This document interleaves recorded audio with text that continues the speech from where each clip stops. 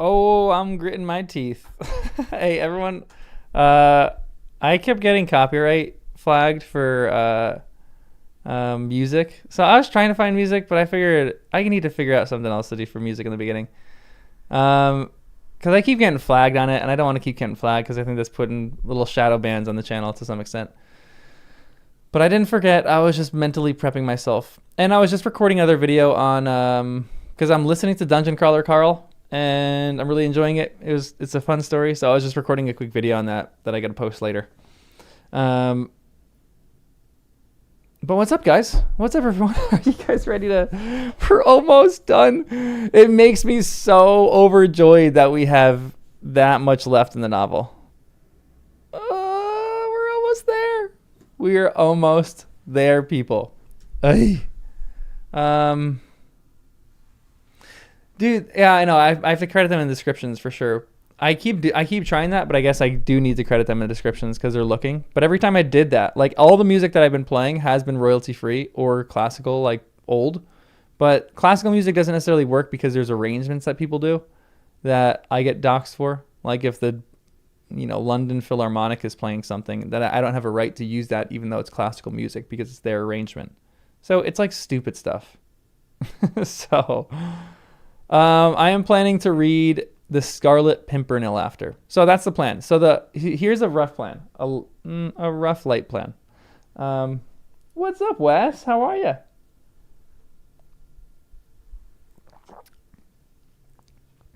Put the link of your channels in the video description. Yeah, I put that in the Game of Thrones one, but I haven't put it in this one yet. So it'd be smart to do that. The Scarlet Pimpernel is going to be next. We're going to do the Scarlet Pimpernel. And then I'm kind of thinking A Tale of Two Cities.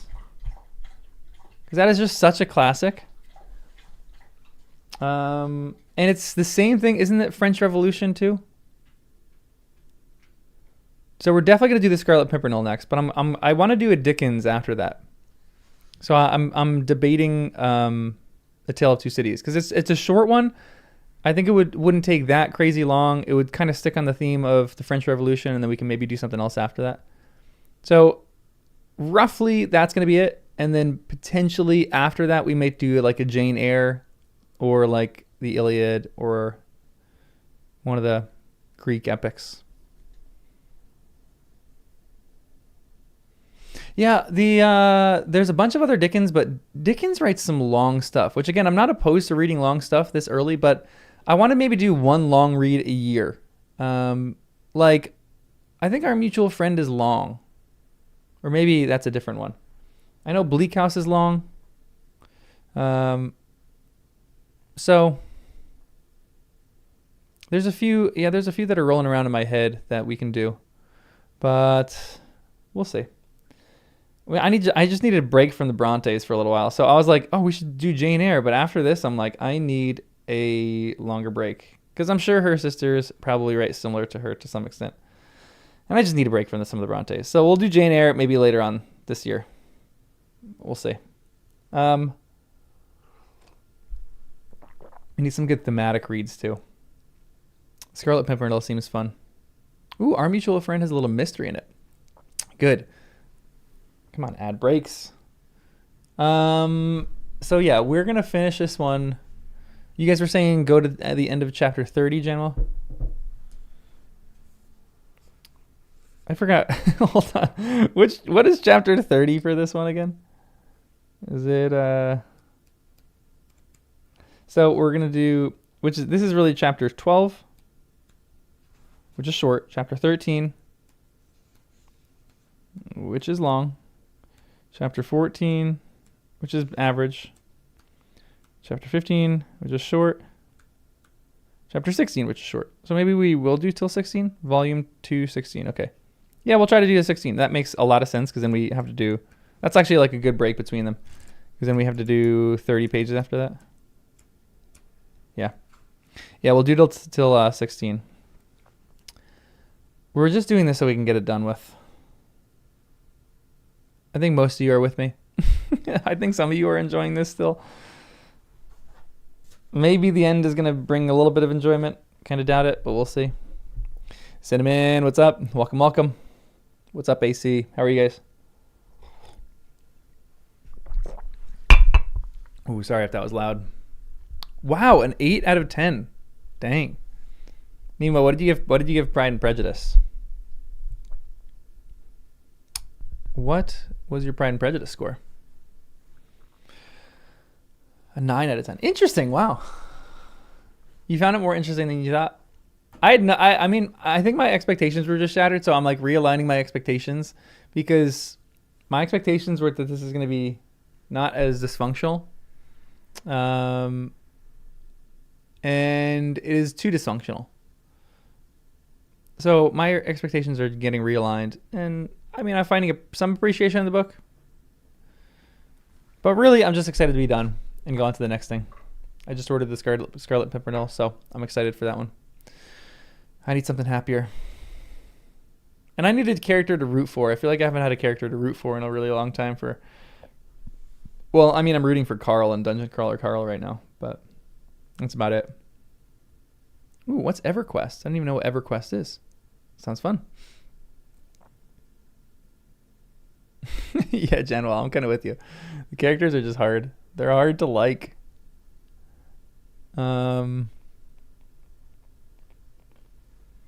But this is still fun. I'm still having a good time just chatting with you guys about the book. Because that's what a good book club is all about. Let me really quickly... actually, no, I'll do that a different time. I was going to say, let me change the description. But I'll do that later. Yeah, Pride and Prejudice is regular family dysfunction. It's like... Yeah, it's family dysfunction that they know how to hide it better. This one is like all out revenge and dysfunction.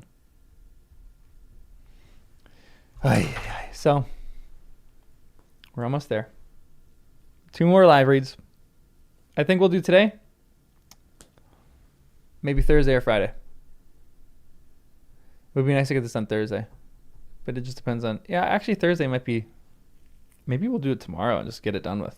maybe it's kind of worth it.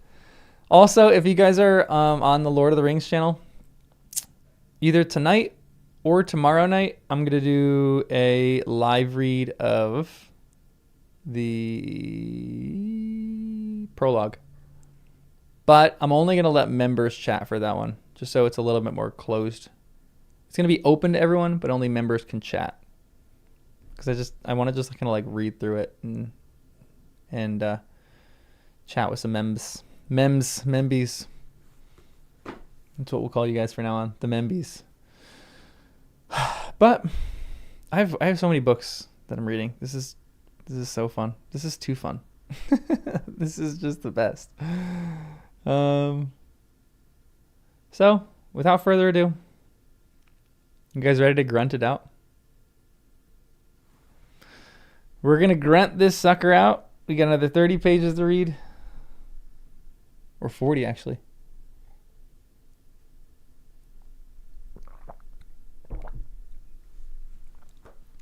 Alrighty. And we're obviously going to chat through it, but I'm at the point in this novel where I just want to get it done with. So I'm going to just do a lot of reading. And we're just going to chill. And I'll chat every once in a while about this. But I feel like right now I'm at the end of a marathon and I just need to cross the finish line. I just have to get it done. So that's what we're going to do. I got my pencil, so we'll still take notes and talk about a few things. But let's just get this done. Wait, YouTube won't let you be a member? Is that a South African thing? That's weird. That's really weird. I wonder why. I wish more than anything else that I could make people honorary members. Like, YouTube doesn't let me do that. It doesn't let me gift members. Like, that'd be so smart. Let me gift members to people on my channel. Why can't I do that? Is Lockwood still thinking about marrying Kathy at this point? He's the most delusional character. Honestly, yeah, he might be the most delusional. I mean, there's a few delusional characters in this. I don't know about marrying, but I think he's interested in her. It's a West African thing. Bummer.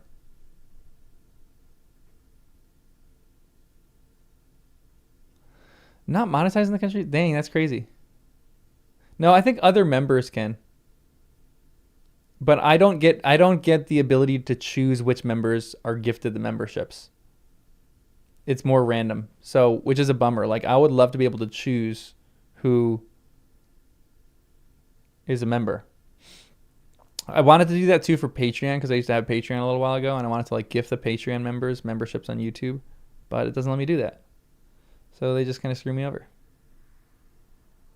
We should all be thinking about liking Catherine and the stream as well. I forgot to say, like the stream, guys. Totally forgot to say that. Thank you for the reminder. Everyone like the stream. All right, let's get through this. This is chapter 12.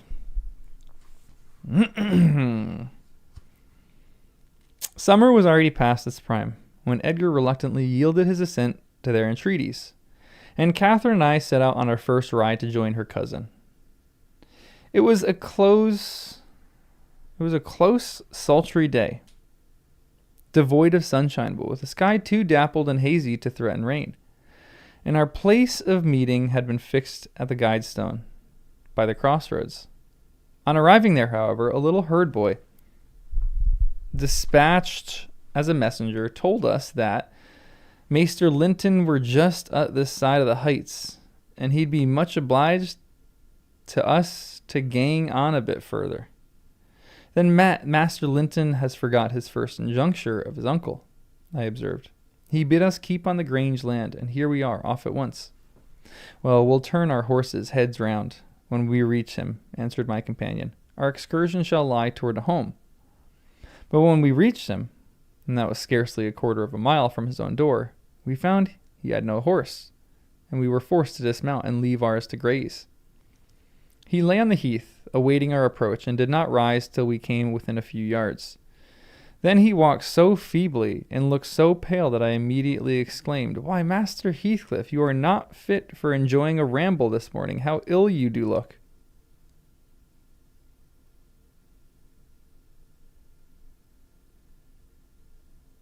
Does he have tuberculosis? Is my dream coming true?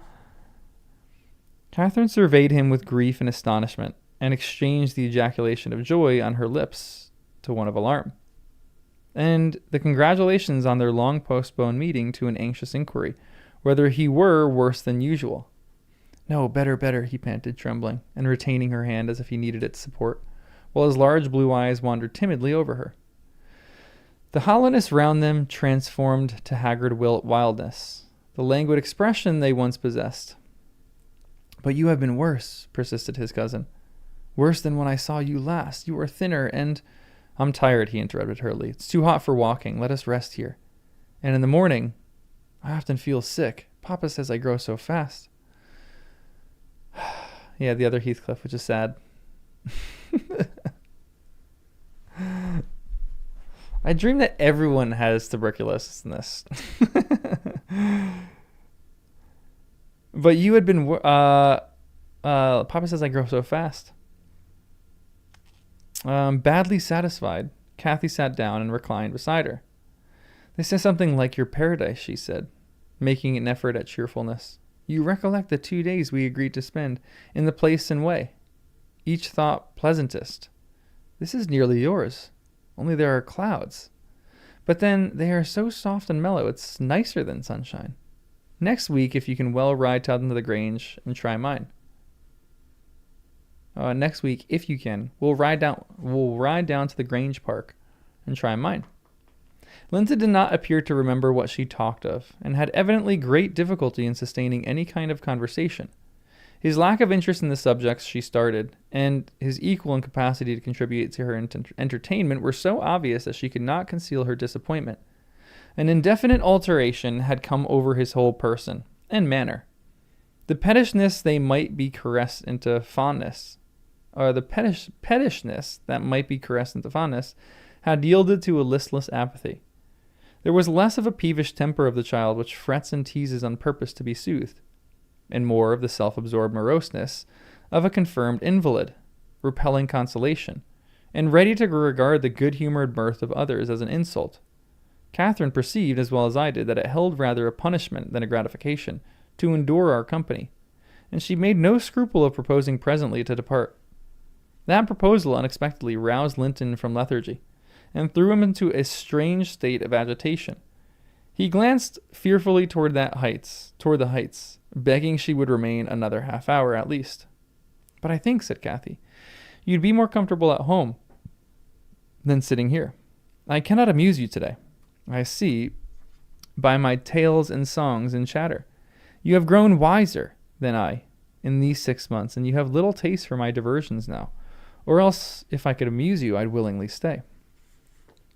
"Stay to rest yourself," he replied. "And Catherine, don't think or say that I am very unwell. It is the heavy weather and heat that makes me dull. And I walked about before you came, a great deal for me. Tell Uncle I'm in tolerable health, will you?" "I'll tell him that you say so, Linton." "I couldn't affirm that you are," observed my young lady, wondering at his pertinacious assertion of what was evidently an untruth. "And be here again next Thursday," continued he, shunning her puzzled gaze. "And give him my thanks for permitting you to come. My best thanks, Catherine. And if you did meet my father, and he asked you about me, don't lead him to suppose that I've been extremely silent and stupid. Don't look sad and downcast as you are doing. He'll be angry." I care nothing for his anger," exclaimed Kathy, imagining she wouldn't be its object. "But I do," said her cousin, shuddering. "Don't provoke him against me, Catherine, for he is very hard." "Is he severe to you, Master Heathcliff?" I inquired. "Has he grown weary of indulgence and passed from passive to active hatred?" That's interesting." Linton looked at me but did not answer, and after keeping her seat by his side another 10 minutes, during which his head fell drowsily on his breast, and he uttered nothing except suppressed moans of exhaustion or pain, Kathy began to seek solace in looking for bilberries, and sharing her produce of her research with me. She did not offer them to him, for she saw further notice would only weary and annoy. "It is half an hour now, Ellen," she whispered in my ear. At last, "I can't tell why we should stay. He's asleep and Papa will be wanting us back." "Well, we must not leave him asleep," I answered. "Wait till he wakes and be patient. You were mighty eager to set off, but your longing to see poor Linton has soon evaporated." "Why did he wish to see me?" returned Catherine, in his crossest humors formerly. "I liked him better than I do in his present curious mood.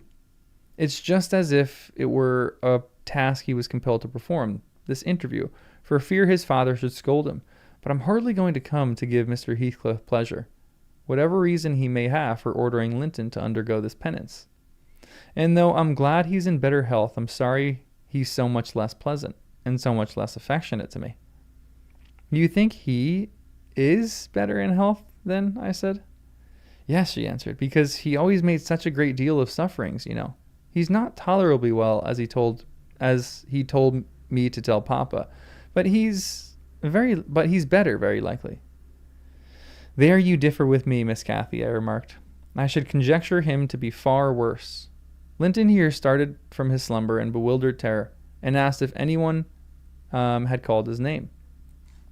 "No," said Catherine, "unless in dreams. I cannot conceive how you manage to doze out of doors in the morning." "I thought I heard my father," he gasped, glancing up to the frowning Nab above us. "You are sure nobody spoke?" "Quite sure," replied his cousin. "Only Ellen and I were disputing your health. Are you truly stronger, Linton, than when we separated in winter?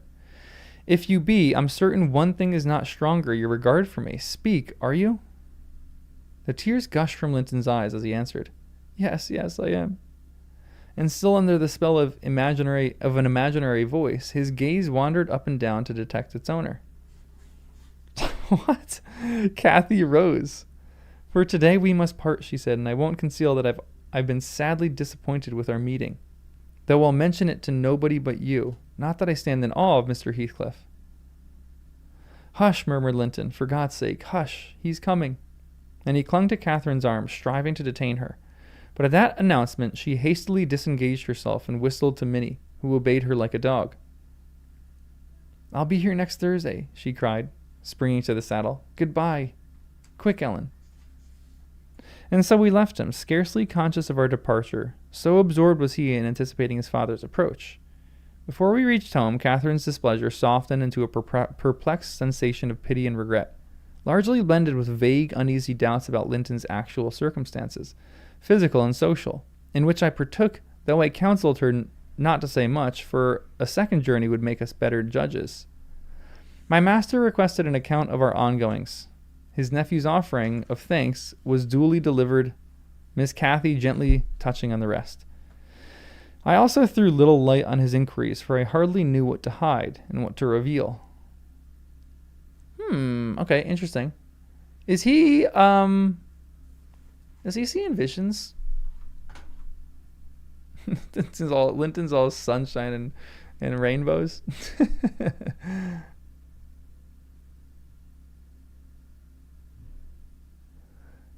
I feel like he's seeing things. Linton is the embodiment of nails on the blackboard.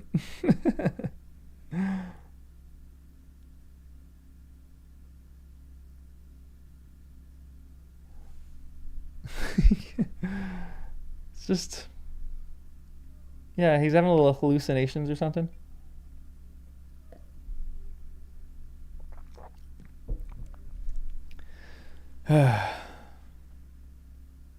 Yeah, he's not doing well. Whatever the case is, he's just not doing well. Man.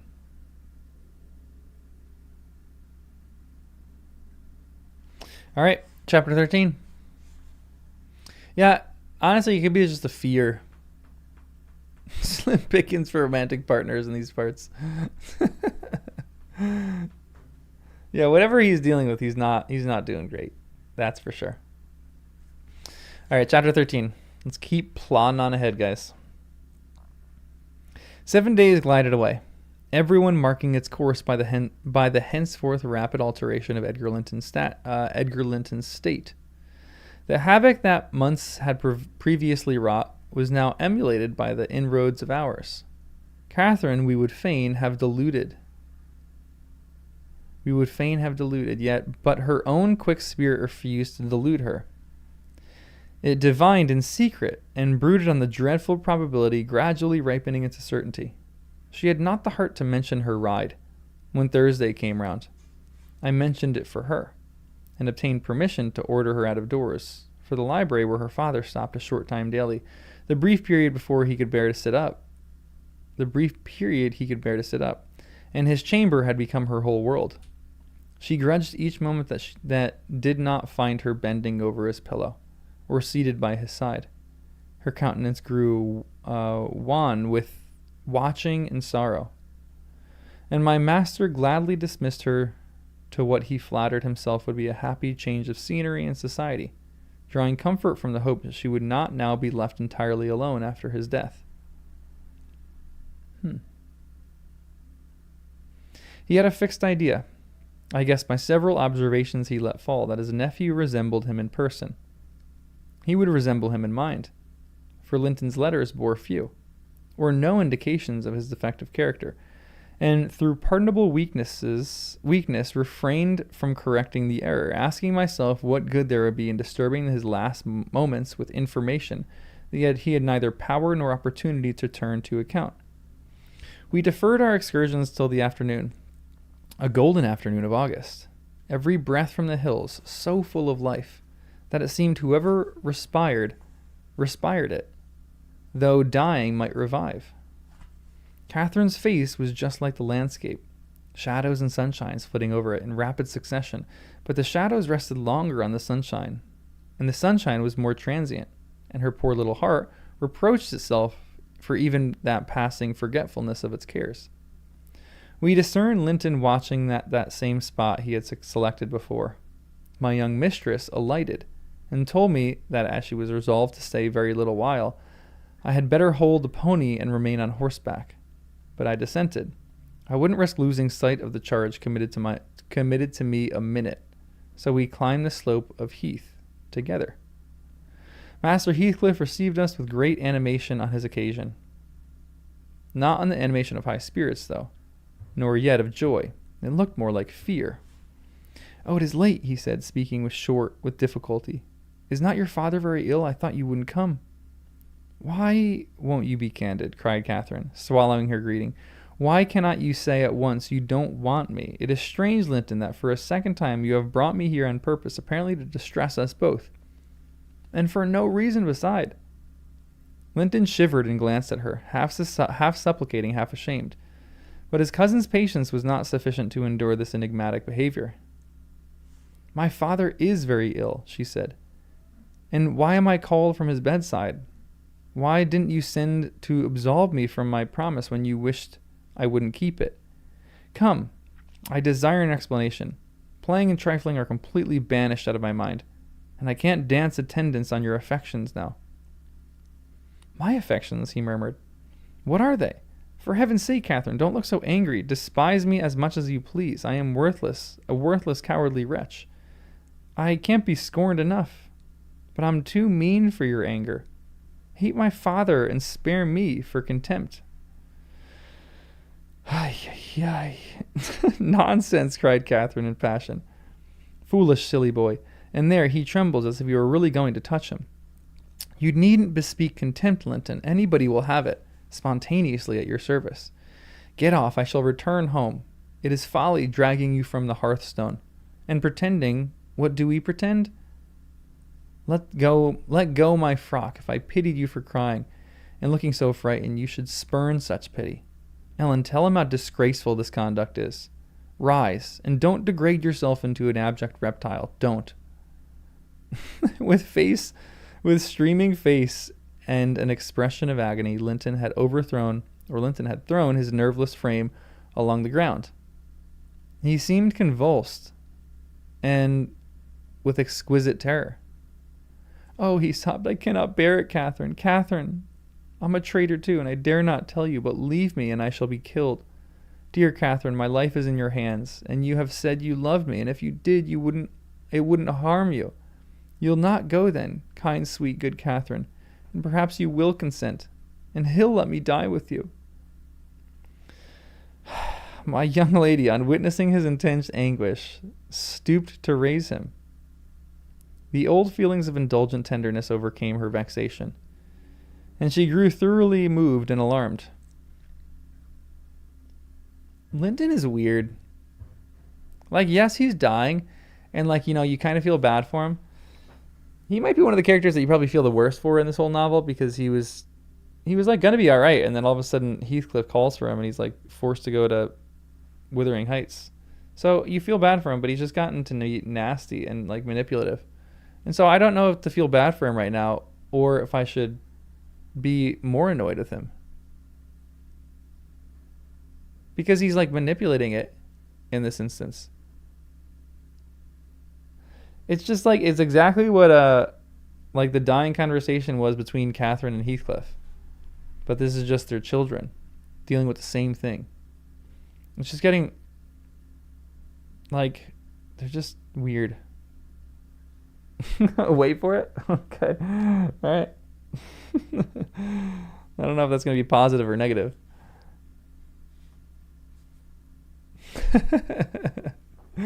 Yeah, I guess it's pity, but still. Oh my gosh.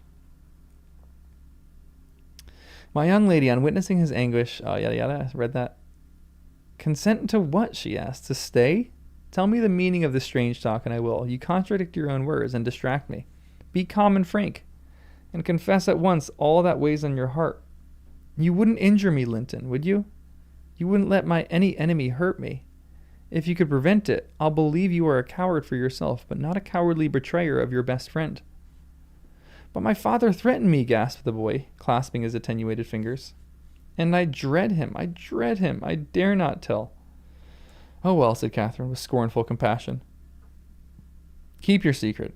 I'm no coward. Save yourself. I'm not afraid."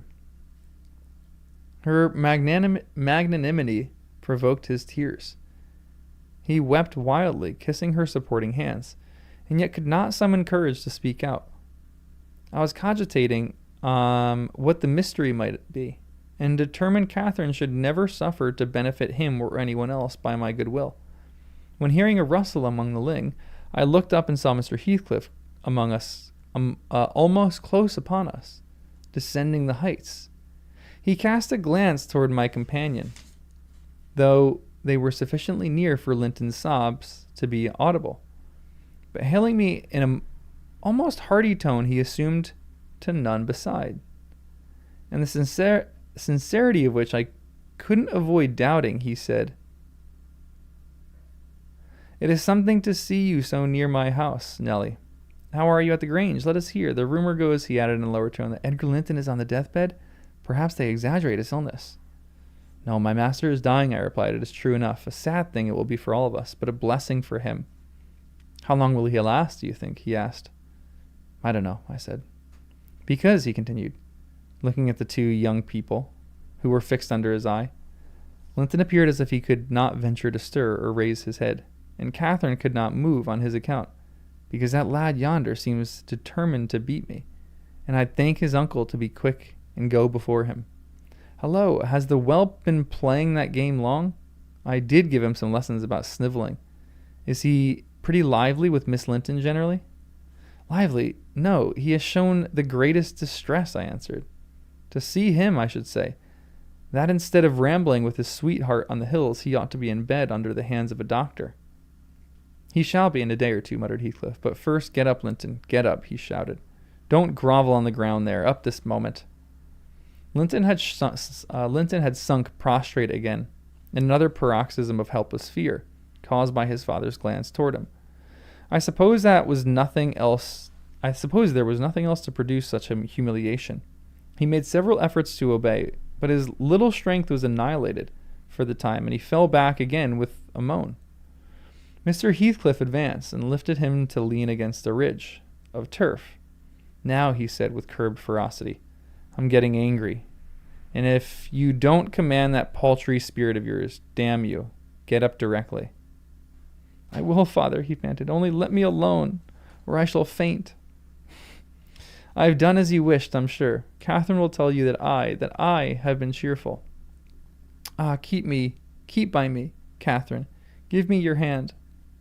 "Take mine," said his father. "Stand on your feet. There now. She'll lend you her arm. That's right. Look at her. You would imagine I was the devil himself, Miss Linton, to excite such horror. Be so kind as to walk home with him, will you? He shudders if I touch him." "Linton, dear," whispered Catherine, "I can't go to Wuthering Heights. Papa has forbidden me. He'll not harm you. Why are you so afraid?" "I can never re-enter that house," he answered. "I am not to re-enter it without you." "Stop," cried his father. "We'll respect Catherine's filial scruples. Nelly, take him in, and I'll follow your advice concerning the doctor without delay." "You'll do well," replied I, "but I must remain with my mistress. To mind your son is not my business." "You are very stiff," said Heathcliff. "I know that, but you'll force me to pinch the baby and make it scream before it moves your charity.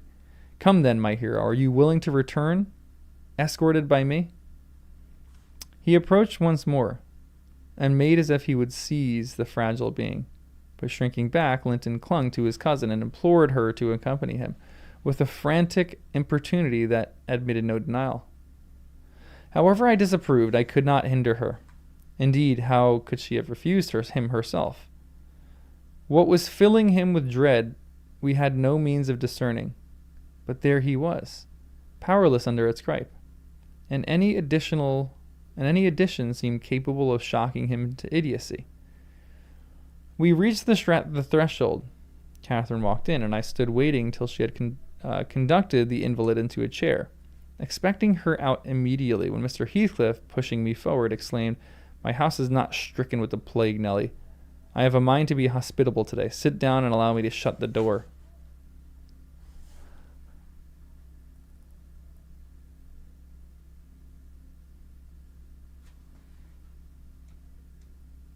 What the heck is going on? I feel like he's going to lock them in and, like, torture them all. Like, this seems too sinister. I mean, this is a sinister novel, but is it this sinister?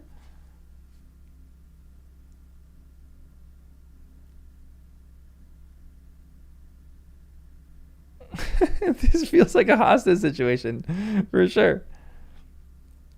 He shut it and locked it also. I started. He locked it.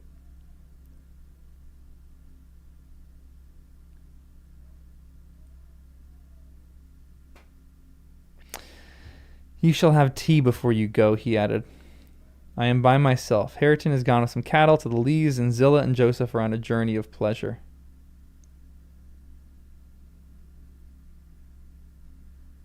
What kind of pleasure are we talking about?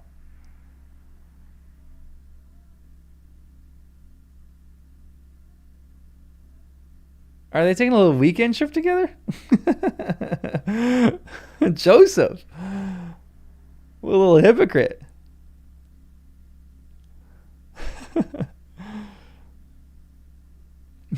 Exploring the graveyard. That feels about right for them. And though I'm used to being alone, I'd rather have some interesting company if I can get it. Miss Linton, take your seat by him. I give you what I have. The present is hardly worth accepting, but I have nothing else to offer.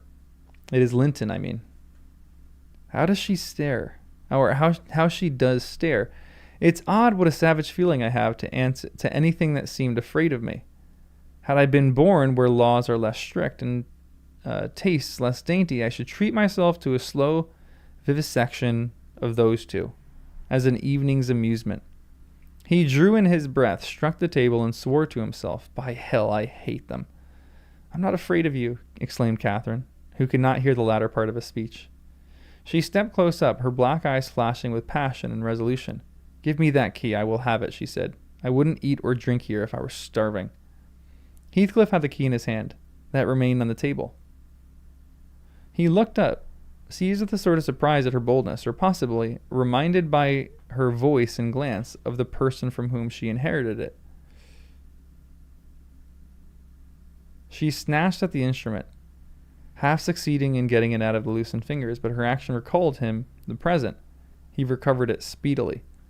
"Now, Catherine Linton," he said, "stand off or I shall knock you down. And that will make Miss Dean mad." Regardless of this warning, she captured his close hand and its contents again. "We will go," she repeated, exerting her utmost efforts to cause the iron muscles to relax, and finding that her nails made no impression, she applied her teeth pretty sharply. Oh my gosh. Heathcliff glanced at me, a glance that kept me from interfering a moment. Catherine was too intent on his fingers to notice his face. He opened them suddenly and resigned the object of dispute, but ere she had well secured it, it seized her with a liberated hand, and pulling her on his knee, administered with the others a show of terrific slaps on both sides of the head, each sufficient to have fulfilled his threat, had she been able to fall. At this diabolical violence, I rushed on him furiously. "You villain!" I began to cry. "You villain!" A touch on the chest silenced me. I am stout and soon put out of my breath. And what with that and rage, I staggered dizzily back and felt ready to suffocate or to burst a blood vessel. The scene was over in 2 minutes. Catherine Elise put her 2 hands to her temples and looked just as if she were not sure whether her ears were off or on. She trembled like a reed, poor thing, and leant against the table perfectly bewildered.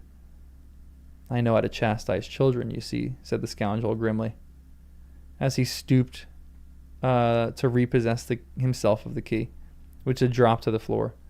"Go now to Linton, as I told you, and cry at your ease. I shall be your father tomorrow." "All the father you'll have in a few days, and you shall have plenty of that. You can bear plenty. You're no weakling, and you shall have a daily taste, if I catch such a devil of a temper in your eyes again."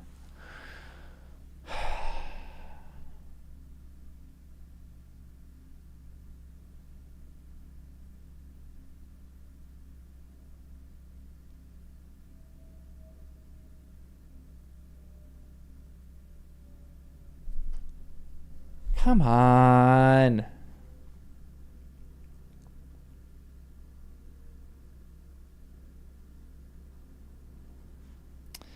Kathy ran to me instead of Linton. Ay, ay, ay.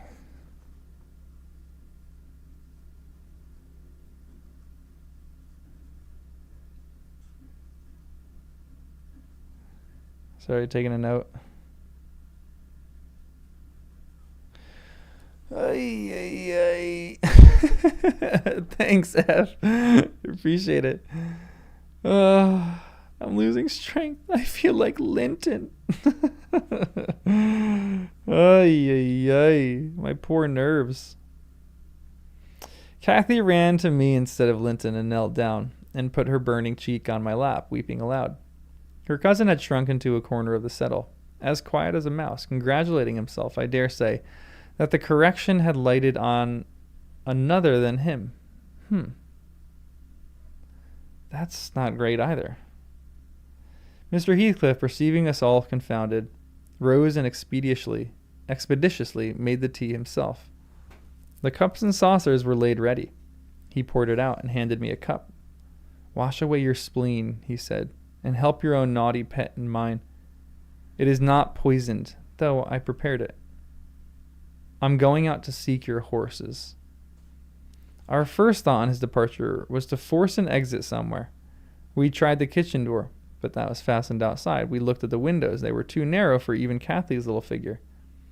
Master Linton, I cried, seeing we were regularly imprisoned. You know what your diabolical father is after, and you shall tell us, or I'll box your ears as he has done your cousins. Yes, Linton, you must tell, said Catherine. It was for your sake I came, and it will be wickedly ungrateful if you refuse. Give me some tea, I'm thirsty, and then I'll tell you, he answered. Mrs. Dean, go away. I don't like you standing over me. Now, Catherine, you are letting your tears fall into my cup. I won't drink that. Give me another.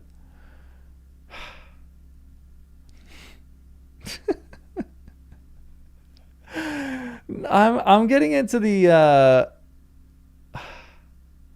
I'm getting into the point where the littlest things are annoying me in this book. Linton is like a piece of work. Catherine pushed another to him and wiped her face. I felt disgusted at the little wretch's composure, since he was no longer in terror for himself. The anguish he had exhibited on the moor subsided as soon as ever he entered Wuthering Heights.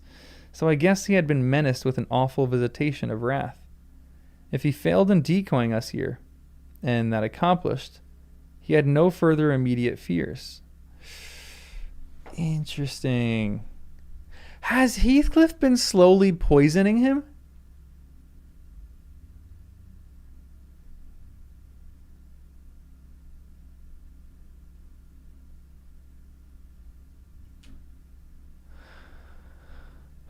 Yeah, it's not really his fault.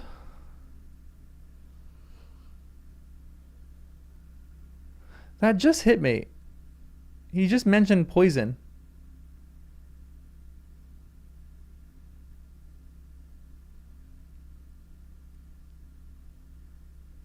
But, like, is it a slow poison? I mean, like, obviously he has tuberculosis because everyone has tuberculosis in this novel, except for the one person that we want to have tuberculosis in this novel.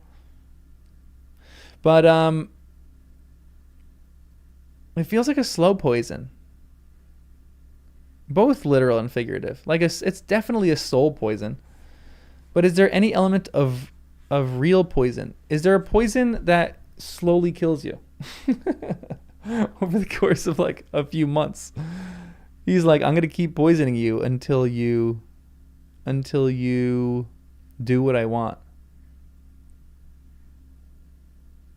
Yeah, maybe not being poisoned. Just a random thought. Yeah, a mold allergy is probably more like it. He said, Heathcliff goes, I'm not going to clean one spore of this mold unless you do exactly what I want. It's like, Clinton's like, it's black mold though.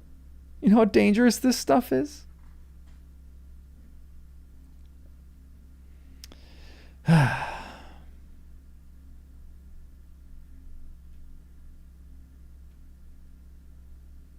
this is crazy.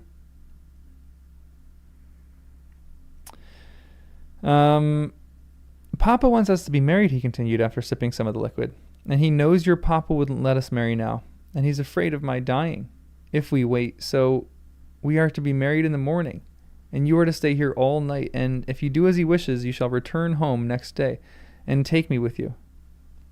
"Take you with her, pitiful changeling," I exclaimed. "You marry? Why, the man is mad, and he thinks us fools, every one. And do you imagine that beautiful young lady, that healthy, hearty girl, will tie herself to a little perishing monkey like you? And are you cherishing the notion that anybody, let alone Miss Catherine Linton, would have you for a husband? You want whipping for bringing us in here at all, with your dastardly pulling tricks. Puling tricks. Don't you look so silly now. I've a very good mind to shake you severely for your contemptible treachery and your imbecile conceit.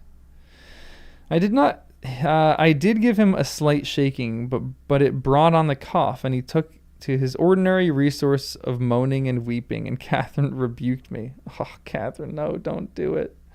"Stay all night? No," she said, looking slowly around. "Ellen, I'll burn that door down." "Thank you, I'll get out." "She's not going to, but I love her resolve. Come on, burn the door down. That's actually a great idea. Burn the whole house down."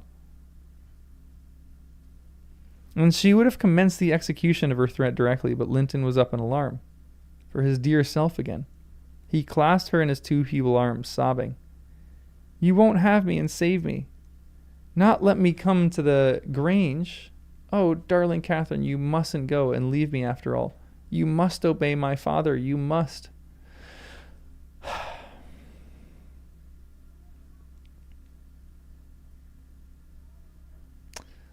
Oh my gosh. This is so ridiculous. "I must obey my own," she replied, and relieved him from his cruel suspense. The whole night. What would he think? He'll be distressed already. "I'll either break or burn a way out of this house. Be quiet. You're in no danger. But if you hinder me, Linton, I love Papa better than you." The mortal terror he felt of Mr. Heathcliff's angers retorted the boy his coward eloquence. Catherine was near distraught. Still, she persisted that she must go home, and tried entreaty in her turn, persuading him to subdue his selfish agony. While they were thus occupied, our jailer re-entered. "Your beasts have trotted off," he said. "And now," Linton, snivelling again, "what has she been doing to you? Come, come. Have done, and get to bed. In a month or two, my lad, you'll be able to pay her back her present tyrannies with a vigorous hand. You're pining for pure love, are you not? Nothing else in the world. And she shall have you. There, to bed. Zillah won't be here tonight. You must undress yourself. Hush. Hold your noise. Once you're in your own room, I'll not come near you. You needn't fear. By chance, you've managed tolerably. I'll look to the rest."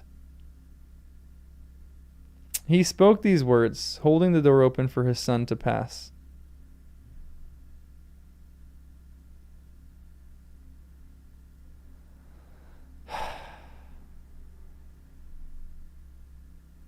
And the latter achieved his exit exactly as a spaniel might, which suspected the person who attended on it of designing a spiteful squeeze. The lock was resecured. Heathcliff approached the fire, where my mistress and I stood silent. Catherine looked up, and instinctively raised her hand to her cheek. His neighborhood revived a painful sensation. Anybody else would have been incapable of regarding the childish act with sternness, but he scowled on her and muttered, "Oh, you are not afraid of me? Your courage is well disguised. You seem damnably afraid." "I am now," she replied, "because if I stay, Papa will be miserable. And how can I endure making him miserable when he, Mr. Heathcliff, let me go home. I promised to marry Linton. Papa would like me. I promised to marry Linton. Papa would like me to. And I love him. And why should you wish to force me to do what I'll willingly do of myself?" "Let him dare force you," I cried. "There's law in the land, thank God there is. though we be in and out of the way of this place. I'd inform if he were my own son, and it's a felony without benefit of the clergy.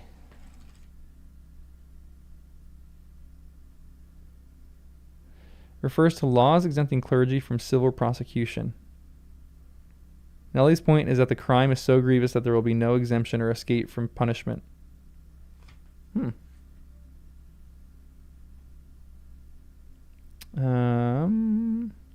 Silence, said the ruffian. To the devil with your clamor. I don't want you to speak. Miss Linton, I shall enjoy myself remarkably in thinking your father will be miserable. I shall not sleep for satisfaction. You could have hit on no surer way of fixing your residence under my roof for the next 24 hours than informing me that such an event would follow. As to your promise to Mary Linton, I'll take care you shall keep it, for you shall not quit the place till it is fulfilled.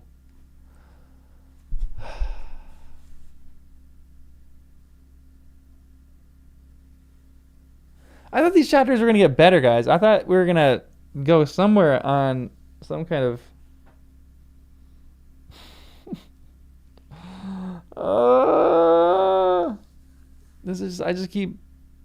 it's just getting worse. I thought book 2 was going to get better. I thought these characters were going to like die in like a Romeo and Juliet kind of way, but this is just brutal. Just burn down the house.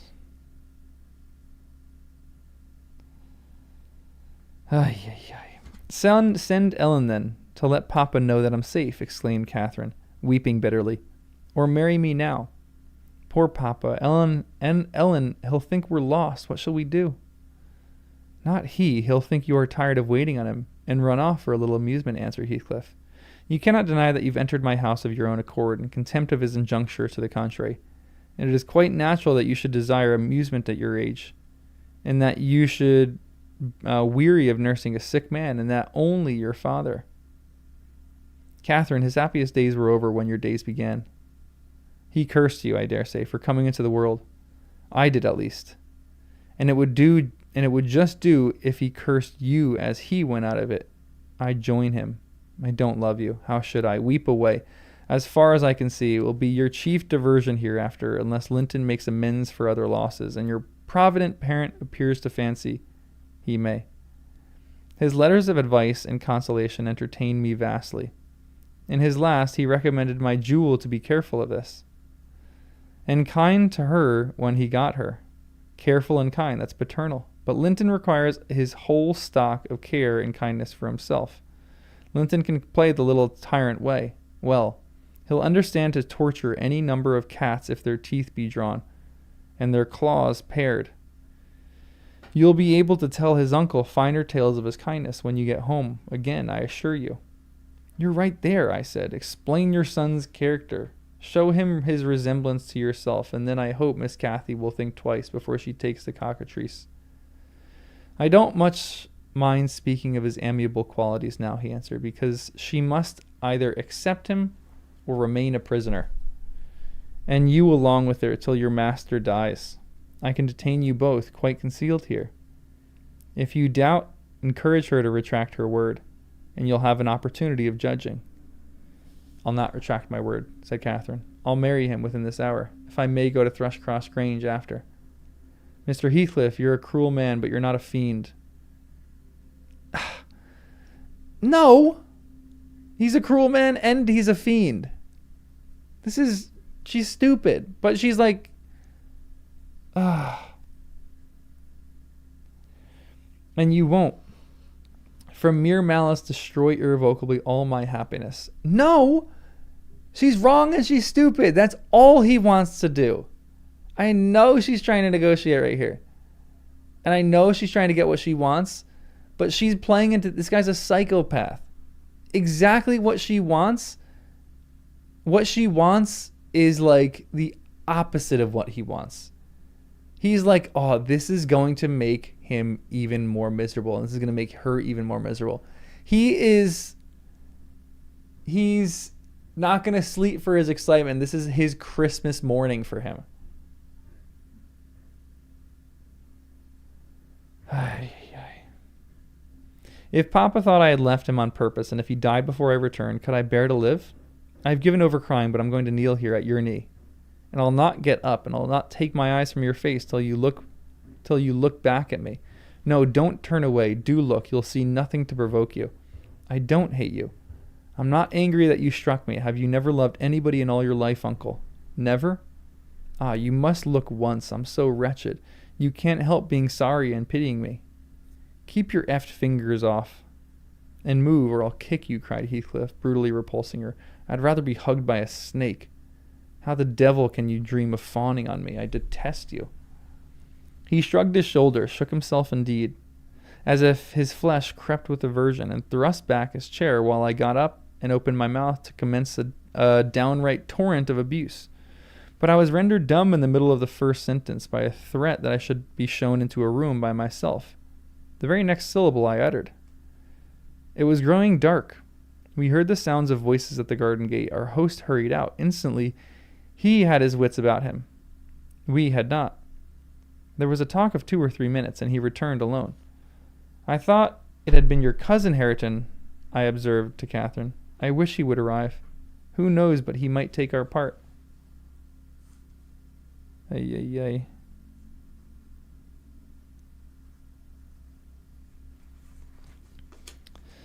Ay, ay, ay. I hate this. Yeah, she is showing a little bit of spirit. I do like that in her. She's not bowing down to this, but she doesn't understand him, which you don't want to understand a person like this, but it would help in her situation. It was 3 servants sent to seek you from the Grange, said Heathcliff, overhearing me. You should have opened the lattice and called out. But I could swear that Chit is glad you didn't.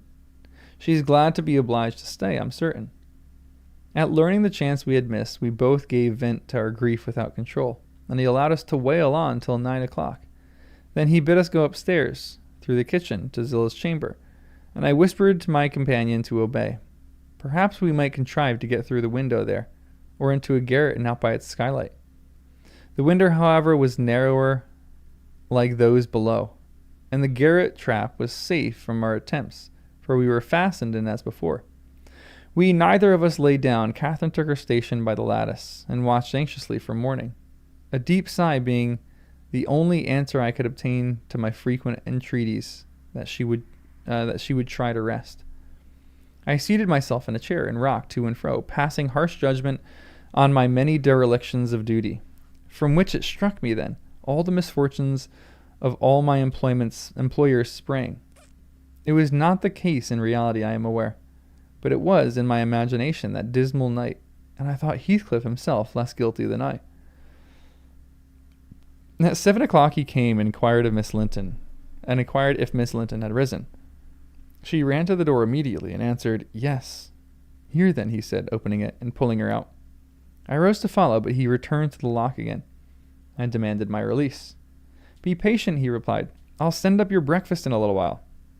I thumped on the panels and rattled the latch angrily, and Catherine asked why I was still shut up.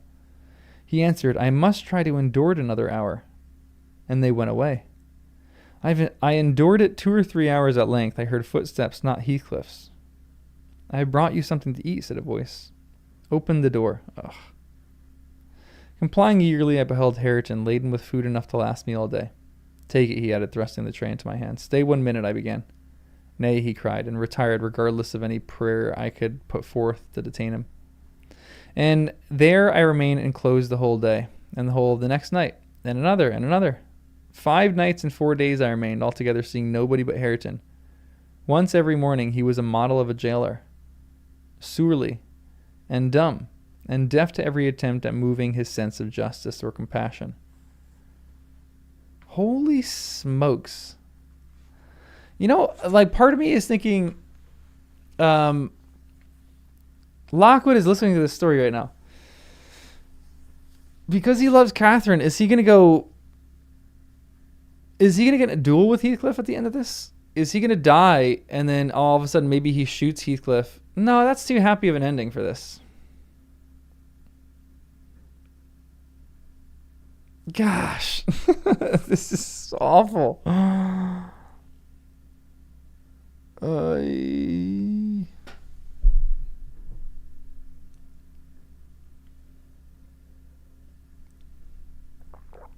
There's a reason in his behavior that ties into the whole theme of the book. Interesting.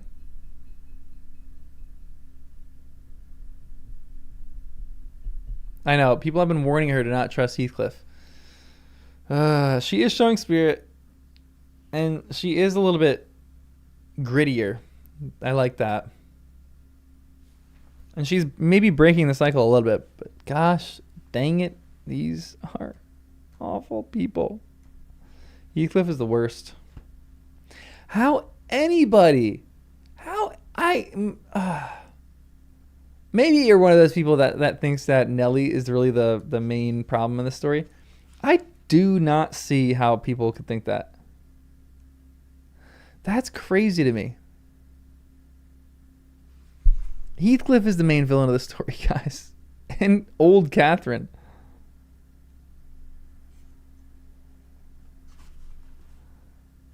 Ay.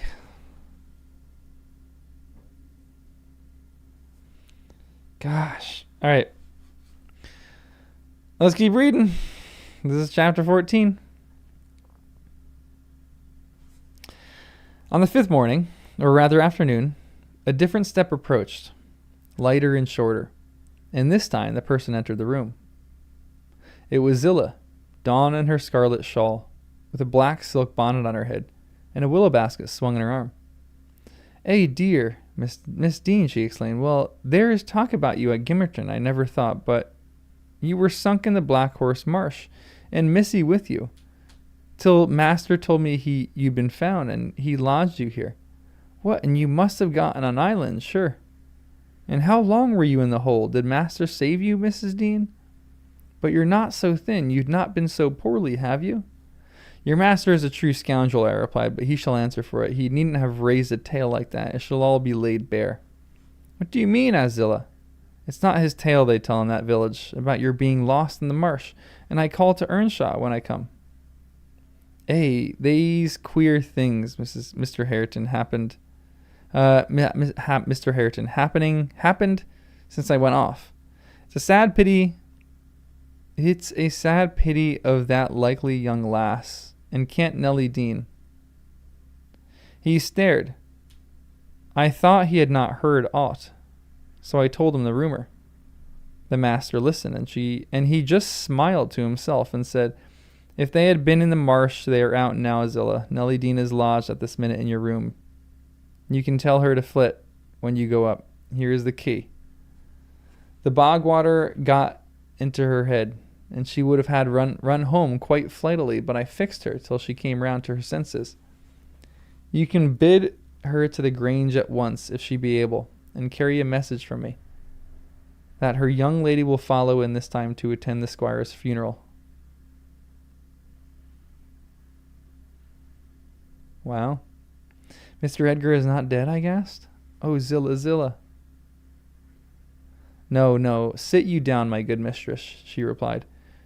"You're right sickly yet. He's not dead. Dr. Kenneth thinks he may last another day. I met him on the road and asked." Instead of sitting down, I snatched my outdoor things and hastened below, for the way was free. On entering the house, I looked about for someone to give information of Catherine. The place was filled with sunshine, and the door stood wide open, but nobody seemed at hand. As I hesitated whether to go off at once or return and seek my mistress, a slight cough drew my attention to the hearth. Linton lay on the settle, sole tenant, sucking a stick of sugar candy, and pursuing my movements with apathetic eyes.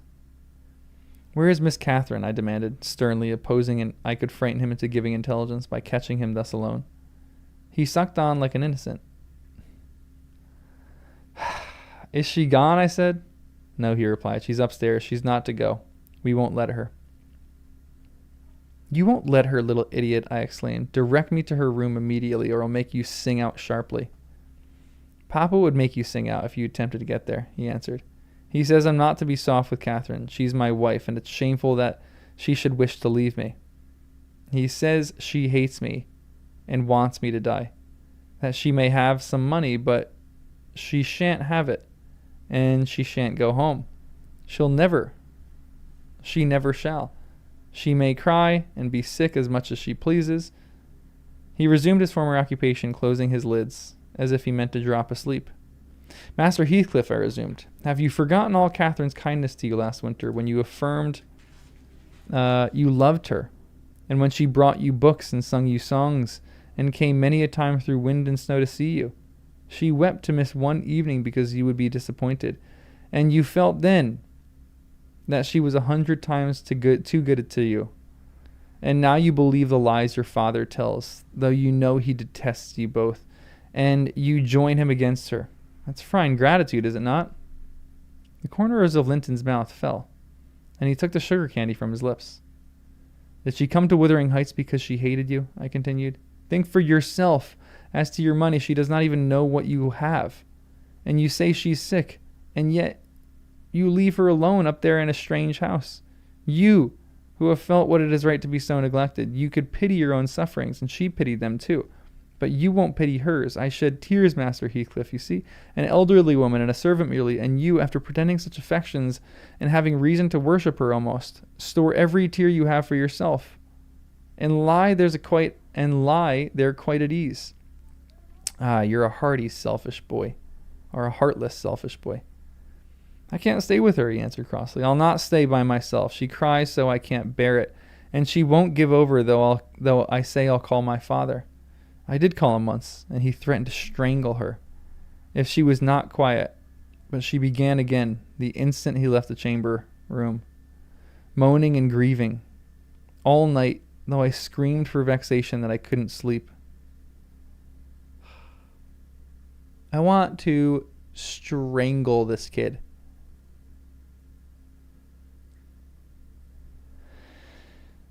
Is Mr. Heathcliff out? I inquired, perceiving that the wretched creature had no power to sympathize with his cousin's mental tortures. He's in the court, he replied, talking to Dr. Kenneth, who says Uncle is dying truly at last. I'm glad, for I shall be master of the Grange after him. And Catherine always spoke of it as her house. It isn't hers, it's mine. Papa says everything she has is mine. All her nice books are mine. She offered to give them to me. All her pretty birds and her pony, Minnie. If I would get the key out of the room and let her out, but I told her she had nothing to give. They were all mine, all mine. There's a little footnote there. All mine. Since Edgar has failed to type his property in trusts, Linton is correct in asserting since upon her marriage to him all her property becomes his. Edgar, come on, dude. Why? It's like even the characters that aren't that bad end up becoming terrible. Freaking A. These, like, tie up your property in trust so that this doesn't happen, you idiot.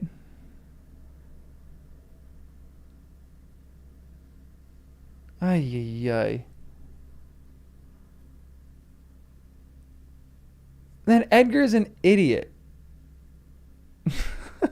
Like, he sends a kid to Heathcliff thinking that everything's gonna be okay because Linton's not that bad. But the dude is living with Heathcliff. I mean, yes, there's a point where, like, you know, a lot of people have empathy, but ay, ay, ay. And then she cried and took a little picture from her neck, and I said, I should have that. 2 pictures in a gold case, one by her mother's side and on the other uncle, when they were too young. That was yesterday, I said. They were mine too, and tried to get them from her. The spiteful thing wouldn't let me. She pushed me off and hurt me. I shrieked out. That frightened her. She heard Papa coming, and she broke the hinges and divided the case and gave me her mother's portrait. And the other she attempted to hide, but Papa asked what was the matter, and I explained it. He took the one I had and ordered her to resign hers to me. She refused, and he struck her down and wrenched it off the chain and crushed it with his foot. And were you pleased to see her struck, I asked, having my designs and encouraging his talk. I winked, he answered. I winked to see my father strike a dog. Or a horse. He does it so hard, yet I was glad at first. She deserved punishment for punishing me.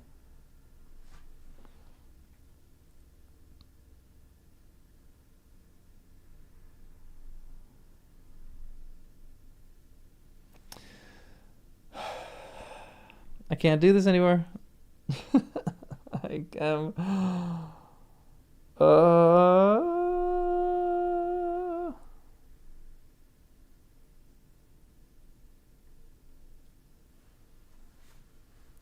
I've never been so tempted to not keep reading a book this close to the end than right now.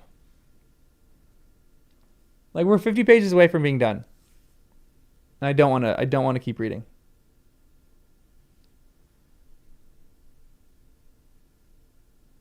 Oh my gosh.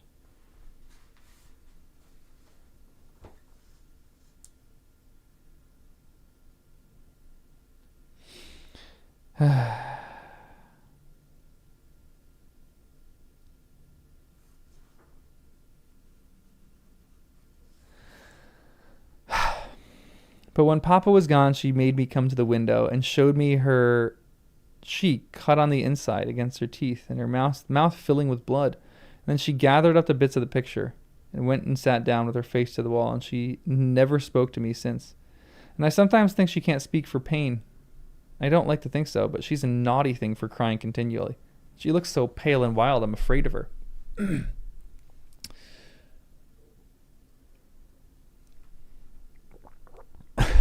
Nemo. You're still stuck on 30 minutes to finish the audiobook? This is killing me.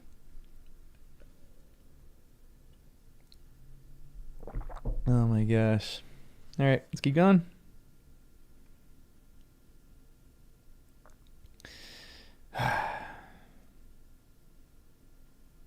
And you can get the key if you choose, I said. Yes, and I'm upstairs, he answered, but I can't walk upstairs now. And what apartment is it, I asked. Oh, he cried, I shan't tell you where it is. It's our secret. Nobody, neither Hareton nor Zilla are to know. There, you've tired me. Go away. And he turned his face into his arm and shut his eyes again. Dude, Nelly, take this little turd and throw him into the fire. I'm sorry I'm getting like violent with this, but throw this kid into the fire. Burn the whole house down. It would be better to burn, like, this is my next video. I would rather burn Wuthering Heights to the ground than live a minute with this little turd.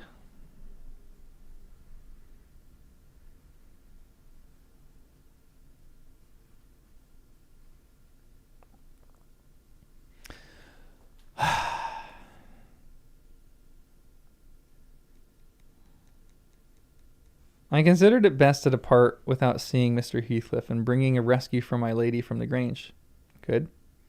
On reaching it, the astonishment of my fellow servants to see me, and their joy also, was intense. And when they heard that their mistress was safe, 2 or 3 were about to hurry up and shout news at Mr. Edgar's door, but I bespoke the announcement of it myself. How changed I found him even in those few days. He lay an image of sadness and resignation, waiting his death. Very young he looked, though his actual age was 39. He would have called, one would have called him 10 years younger at least. He thought of Catherine, for he murmured her name. I touched his hand and spoke.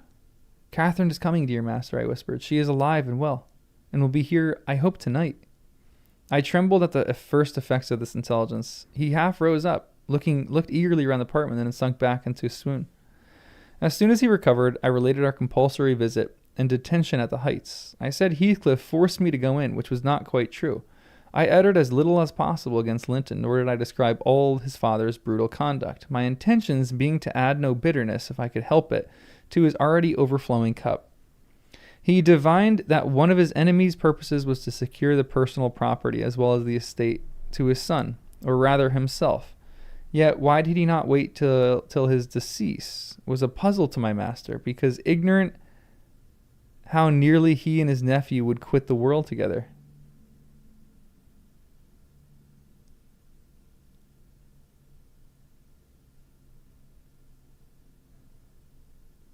What does that mean?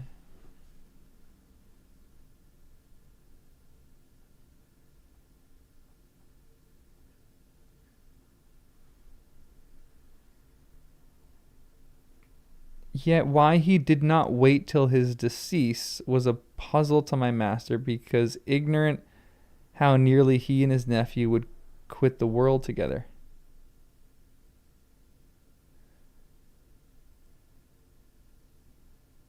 Hmm?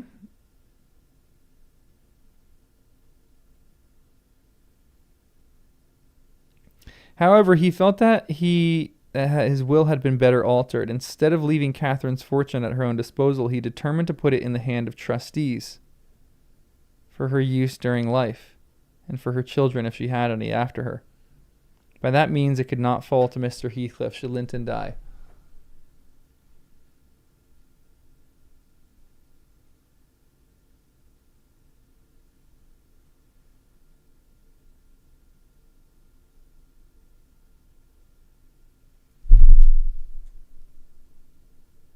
Please. Although, arguably, this might be worse. Would it? Because this arguably could be worse.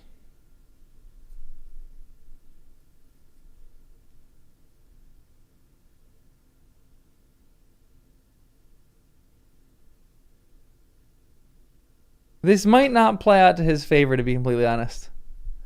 Because now Heathcliff is going to keep her captive because he needs her. Because he's going to get the money in small little spurts. Rather than if he got everything all at once, he would have no need for Catherine anymore. And he would just be terrible. So like he probably wouldn't just dismiss her, but could he just dismiss her? And then could she just go and like start her own life somewhere? I mean, which wouldn't be easy, but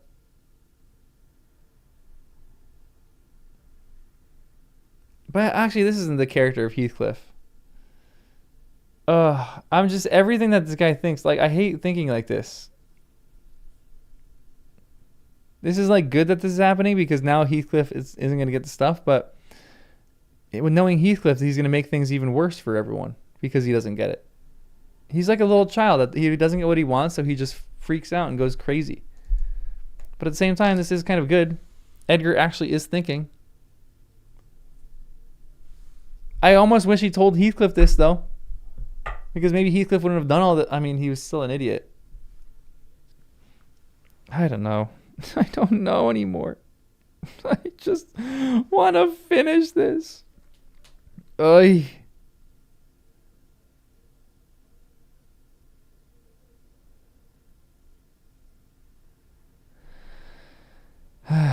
Having received his order, I dispatched a man to fetch the attorney, and 4 more, provided with serviceable weapons to demand my young lady of her jailer. Both parties were delayed very late. The single servant returned first. He said Mr. Green, the lawyer, was out when he arrived at his house, and he had to wait 2 hours for his re-entrance, and that Mr. Green told him that he had little business in the village that must be done, but he would be at Thrushcross Grange before morning. The 4 men came back unaccompanied also. They brought word that Catherine was ill, too ill to quit her room, and Heathcliff would not suffer them to see her. I scolded the stupid fellows for listening to that tale, which I would not carry to my master, resolving to take a whole bevy up to the heights at daylight and storm it literally unless the prisoner were quietly surrendered to us. Her father shall see her, I vowed, and vowed again, if that devil be killed on his own doorstones in trying to prevent it. Happily I was spared the journey and the trouble. I had gone down the stairs at 3 o'clock to fetch the jug of water, and was passing through the hall with it in my hand when a sharp knock at the front door made me jump. "Oh, it is Green," I said, recollecting myself. "Only Green." And I went on, intending to send somebody else to open it. But the knock was repeated, not loud, but still importunately.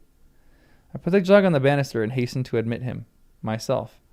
The harvest moon shone clear outside. It was not the attorney, My own little sweet mistress sprung on my neck sobbing. Oh no!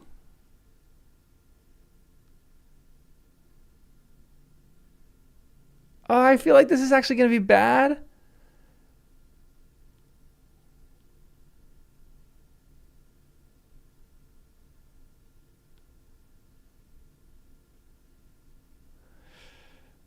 Because now Edgar is going to die before the lawyer comes.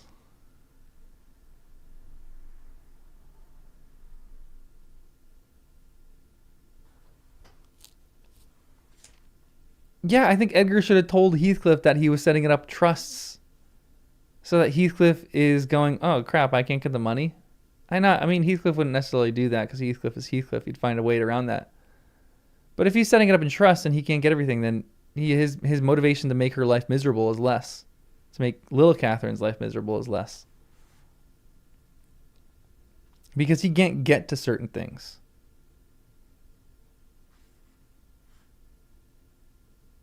So maybe he discourages him from even doing that to start. Maybe he has a different plan in his mind that doesn't involve taking someone captive like that.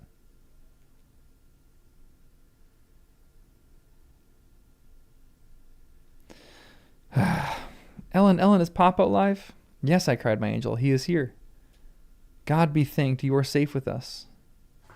Ay, ay, ay. One sec.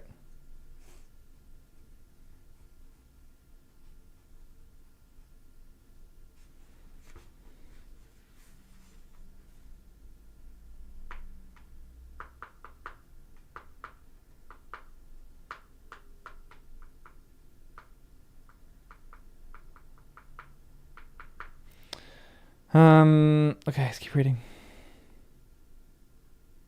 She wanted to run, breathless as she was, upstairs to Mr. Linton's room, but I compelled her to sit down on a chair and made her drink and wash her pale face, chafing it into a faint color with my apron. Then I said I must go first and tell her of her arrival, imploring her to stay. She should be happy with young Heathcliff.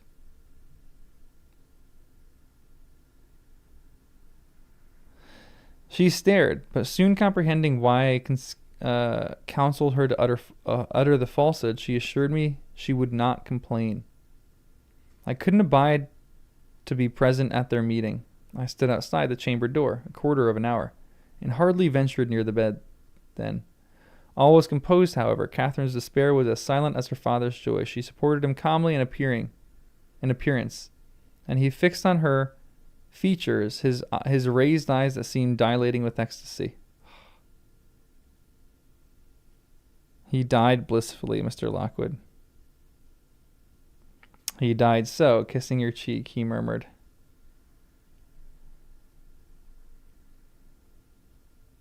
I am going to her, when you, darling child, shall come to us. And never stir or spoke again.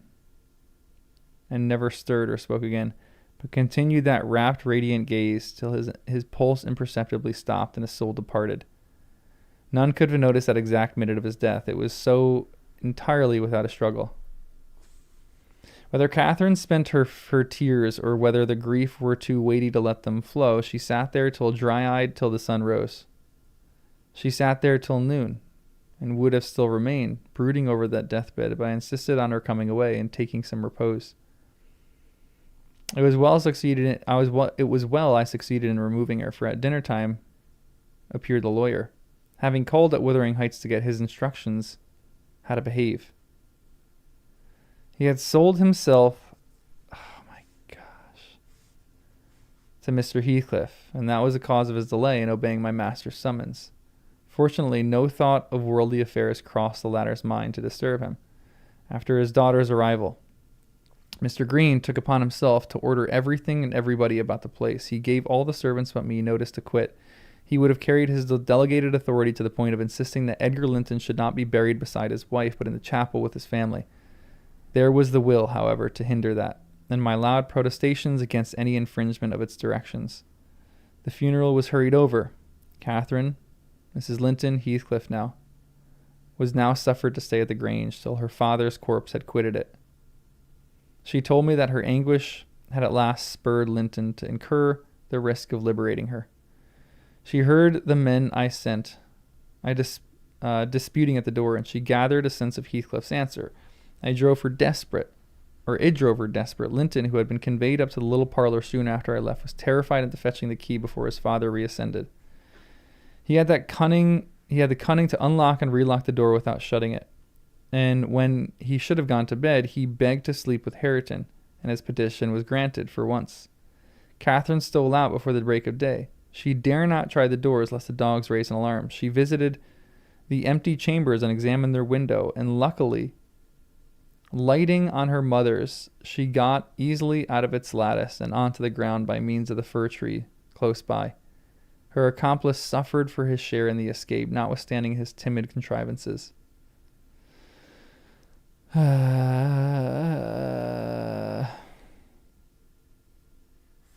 mean, like, even the good actions in this book, I don't care for.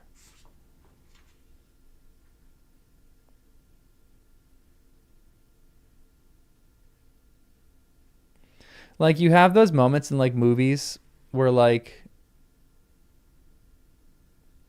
you know, the villain all of a sudden does something heroic and, like, you know, it changes them at the end.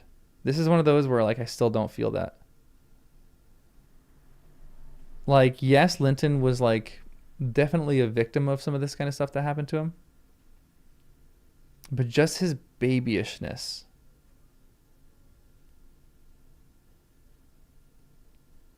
Like, just this one good act that he does right here still doesn't move the needle for me. Maybe I'm just becoming too hardened. This book is just making me miserable.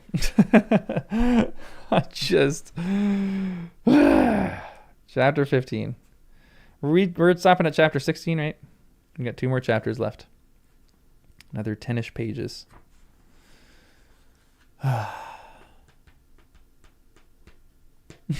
This book is turning me into Heathcliff. I don't even like anybody anymore. Oh my gosh. Oh, these people are the worst. Sorry, one sec.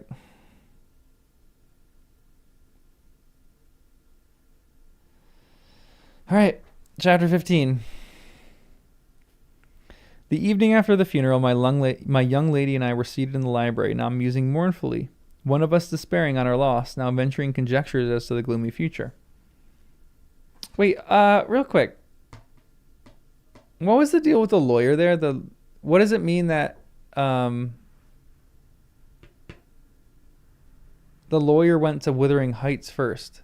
It said, like, he was paid off by Heathcliff.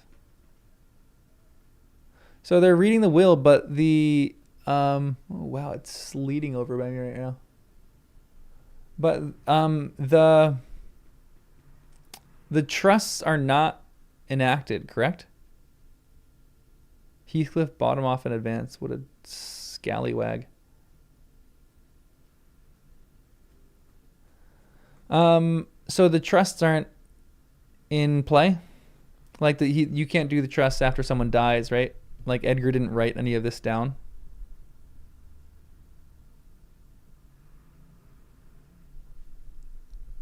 No trust.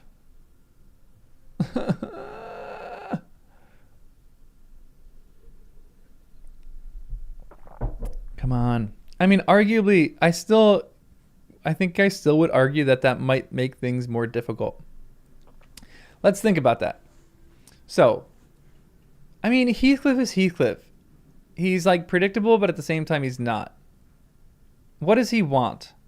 He wants revenge on everyone and everything. I don't think he necessarily even cares for getting the Grange. He's not materialistic, so he's not like, I can't wait to get the Grange and can't wait to get all the goods for myself. He just cares about the revenge that he's getting. So I don't think any of this matters, actually. To be honest, this isn't even a point. Because no matter what happens, if the trust gets settled or the trust doesn't, it doesn't matter for Heathcliff. He just wants to make everyone's life miserable. So he's going to mistreat Catherine either way. My thought was, if he gets everything, there's a potential That he's just like, okay, I made everyone's life miserable, and he can just sit back in his misery and just let everyone go. And so maybe Catherine would be able to be like, hey, I don't need you anymore. Go ahead, go die in the moors or wherever. And she would just go and potentially start her own life. And yeah, I think that's a huge point too. I think he wanted Edgar to die unhappy, and he gets that. So after the trusts don't happen and he gets everything that Edgar has, is he then satisfied and is like, okay, you can just do whatever you want? Or the opposite, if the trusts get put into place, Edgar gets a last laugh in Heathcliff's face, but then also Heathcliff needs to have the last laugh, so Heathcliff goes, fine, you're gonna die, but I have your daughter captive, and I'm gonna make your daughter miserable. Even though you're dead and can't not enjoy that and can't see this, I'm gonna enjoy making your daughter's life miserable. Yeah, Edgar is a bad planner, but at the same time, this might be. It could have turned out better. Like Catherine would have had nothing, but Nellie would have left. Nellie would have left with her, and they could have started a life together in London or somewhere. Like, it might have been worse if the trust was put in place, especially last minute.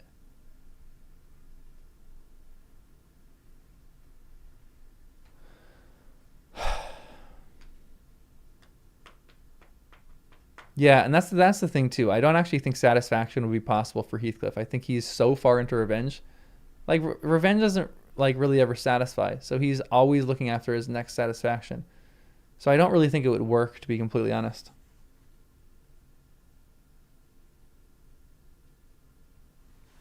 All right, let's keep reading. Because we just got to get done, guys. Give me a character to root for. I mean, I guess I'm kind of rooting for Catherine right now, but... Ugh. We had just agreed the best destiny which could await Catherine would be permission to continue resident at the Grange at least during Linton's life. He being allowed to join her there, and I remained as housekeeper. That seemed rather too favorable an arrangement to be hoped for, and yet I did hope, and began to cheer up under the prospect of retaining my home, and my employment, and above all my beloved young mistress, when a servant, one of the discarded ones, not yet departed, rushed hastily in and said, that devil Heathcliff was coming through the court. Should he fasten the doors in his face? If we had been mad enough to order that proceeding, we had not time. He made no ceremony of knocking or announcing his name. He was master, and availed himself of the master's privilege to walk straight in without saying a word. The sound of our informant's voice directed him to the library. He entered, and motioning him out, shut the door. It was the same room into which he had been ushered, as a guest 18 years before. The same moon shone through the window, and the same autumn landscape lay outside. We had not yet lighted a candle, but all the apartment was visible, even the portraits on the wall. The splendid head of Mrs. Linton and the graceful one of her husband. Heathcliff advanced to the hearth. Time had little altered his person, either. There was the same man, his dark face rather sallower and more composed, his frame a stone or two heavier perhaps, and no other difference. Catherine had risen with an impulse to dash out when she saw him. Stop, he said, arresting her by the arm. No more runnings away. Where would you go? I'm come to fetch you home, and I hope you'll be a dutiful daughter and not encourage my son to further disobedience. I was embarrassed how to punish him when I discovered his part in this business. He's such a cobweb. A pinch would annihilate him. But you'll see by his look that he has recovered his due. I brought him down one evening, the day before yesterday, and just set him in a chair, and never touched him afterward. I sent Hareton out, and we had the room to ourselves. In 2 hours I called Joseph to carry him up again. And since then my presence is such a potent on his nerves, as a ghost. And I fancy he sees me often, though I am not near.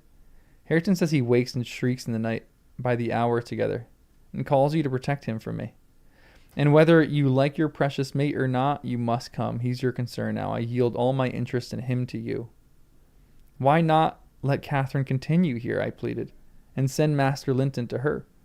As you hate them both, you'd not miss them. Then can only be a daily plague on your unnatural heart. I'm seeking a tenant for the Grange, he answered, and I want my children And I want my children about me, to be sure. Besides, that lass owes me her service for her bread. I'm not going to nurture her in luxury and idleness after Linton is gone. Make haste and get ready now. And don't oblige me to compel you. I shall, said Catherine. Linton is all I have to love in the world. And though you have done what you could to make him hateful to me, and me to him, you cannot make us hate each other. And I defy you to hurt him when I am by you. I defy you to frighten me. Catherine, not the healthiest, but I don't mind her. I like her defiance. Anybody that defies Heathcliff, I like.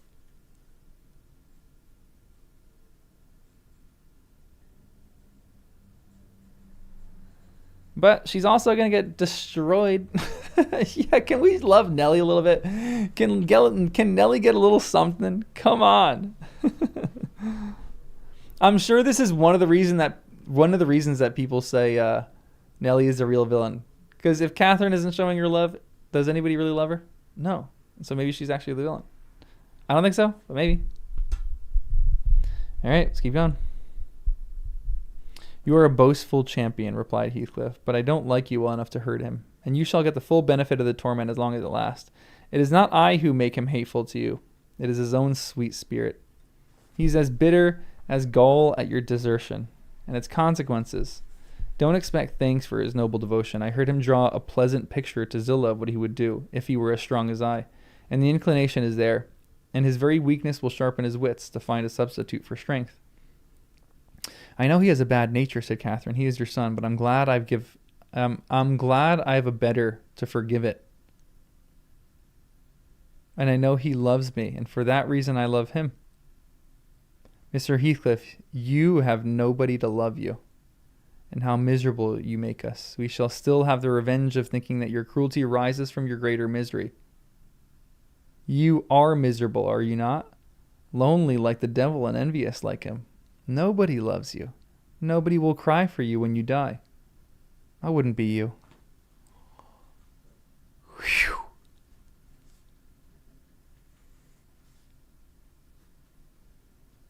Come on, Catherine. Let him have it. Catherine spoke with a kind of dreary triumph. She seemed to have made up her mind to enter into the spirit of her future family and draw pleasure from the griefs of her enemies. I mean, that's not great, but I kind of love that still. If your life's going to be miserable and forfeit, might as well take some awful people down with you. You shall be sorry to be yourself presently, said her father-in-law. If you stand there another minute, begone, witch, and get your things. She scornfully withdrew. In her absence, I began to beg for Zillah's place at the Heights, offering to resign her mine. But he would suffer it on no account. He bid me be silent, and then for the first time, allowing himself a glance around the room and at the pictures, having studied Mrs. Linton, he said, I shall have that at home. Not because I need it, but... He turned abruptly to the fire and continued, with what, for lack of a better word, I must call a smile. I'll tell you what I did yesterday. I got the sexton, who was digging Linton's grave, to remove the earth off her coffin lid, and I opened it. I thought once I would have stayed there when I saw her face again. It is hers yet. I don't know if that's actually... I don't know if that would really happen. I think she's probably decomposed, but maybe I'm wrong. He had hard work to stir me, but he said it would change if the air blew on it, and so I struck one side of the coffin loose and covered it up. Not Linton's side, damn him. I wish he had been soldered in lead. And I bribed the sexton to pull it away when I am laid there, and slide mine out too. I'll have made it so, and then by the time Linton gets to us, he'll not know which is which. Dang. You were very wicked, Mr. Heathcliff, I exclaimed. Were you not ashamed to disturb the dead? I disturb nobody, Nellie, he replied. And I gave some ease to myself. I shall be a great deal more comfortable now. And you have a better chance of keeping me underground. Oops, sorry. I'm trying to move my chair right now so I can put my feet up.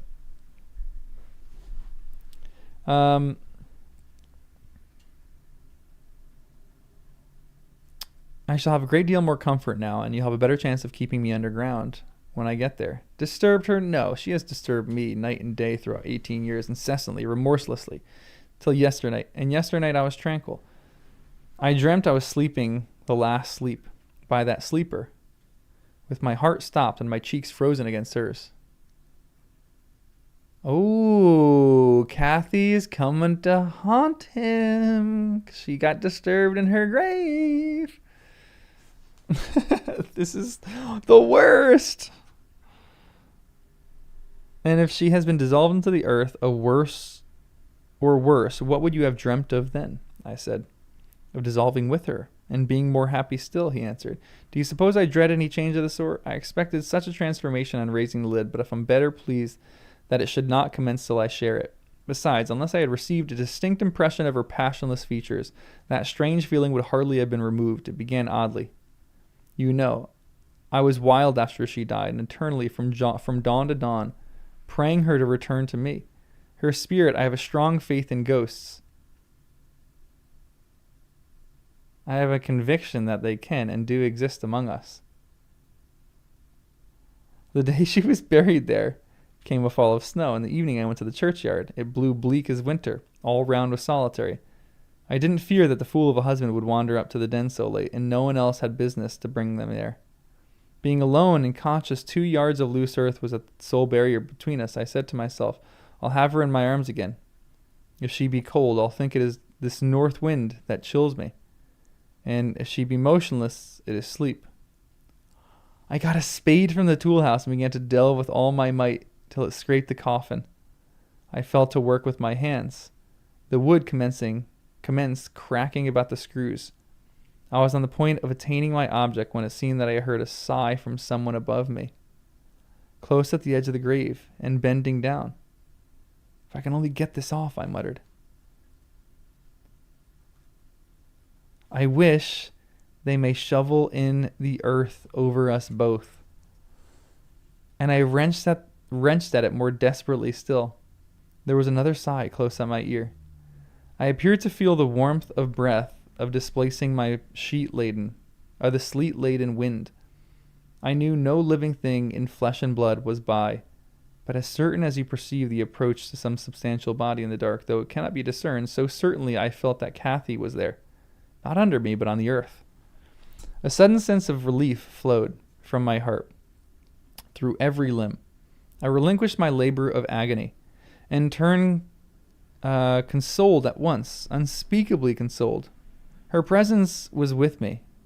It remained while I refilled the grave, and led me home. You may laugh if you will, but I was sure I could see her there. I was sure she was with me, and could not help talking to her. Having reached the heights, I rushed eagerly to the door. It was fastened, and I remembered that accursed Earnshaw and my wife opposed my entrance. I remembered stopping to kick the breath out of him, and then hurrying upstairs to my room and hers. I looked round impatiently. I felt her by me. I could almost see her, and yet I could not. I ought to have sweat blood then, from the anguish of my yearning and from the fervor of my supplications to have but one glimpse. I had not one. She showed herself as she was often in me, as she was often in life, a devil to me. And since then, sometimes more and sometimes less, I have been the sport of that intolerable torture, infernal, keeping my nerves at such stretch that if they were not resembled catgut, they would long ago have relaxed to the feebleness of Linton's. When I sat in the house with Hareton, it seemed that on going out I should meet her. When I walked on the moors, I should meet her in coming. When I went from home, I hastened to return. She must be somewhere at the heights, I was certain. And when I slept in her chamber, I was beaten out of that. I couldn't lie there, for the moment I closed my eyes, she was either outside the window, or sliding back the panels, or entering the room, or even resting her darling head on the same pillow, as she did when as a child. And I must open my lids to see her, and so I opened and closed them 100 times a night, to be always disappointed. There's a footnote.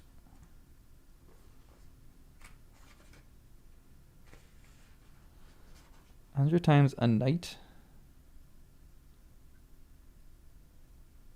Sleep brings no joy to me. Cross-reference November 1837. It's her poem. Um, it racked me. I've often groaned aloud, till that old rascal Joseph, no doubt, believed that my conscience was playing the fiend inside of me. Now, since I've seen her, I'm pacified a little. It was a strange way of killing, not by inches, but by fractions of hairbreadth, to beguile me with the spectre of hope. Through 18 years. Mr. Heathcliff paused and wiped his forehead. His hair clung to it with wet perspiration. His eyes were fixed on the red embers of the fire. The brows not contracted, but raised next to the temples, diminishing the grim aspect of his countenance, but imparting a peculiar look of trouble, and a painful appearance of mental tensions toward one absorbing subject. He only half addressed me, and I maintained silence. I didn't like to hear him talk. After a short period, he resumed his meditation on the picture, took it down, and leant against the sofa to contemplate it at better advantage. And while so occupied, Catherine entered, announcing that she was ready, when her pony should be saddled. "Send that over tomorrow," said Heathcliff to me. Then turning to her, he added, "You may do without your pony. It is a fine evening. You'll need no ponies at Wuthering Heights. For what journeys you take, your own feet will serve you. Come along." "Goodbye, Ellen," whispered my dear little mistress. As she kissed me, her lips felt like ice. "Come and see me, Ellen. Don't forget." "Take care you do no such thing, Miss Dean," said her new father. "When I wish to speak to you, I'll come here. I want none of your prying at my house." He signed her to precede him, and casting back a look that cut my heart, she obeyed. I watched him from the window walk down to the garden. Heathcliff fixed Catherine's arm under his, though she disputed the act first, evidently with rapid strides. He hurried into the alley, whose trees concealed them. No.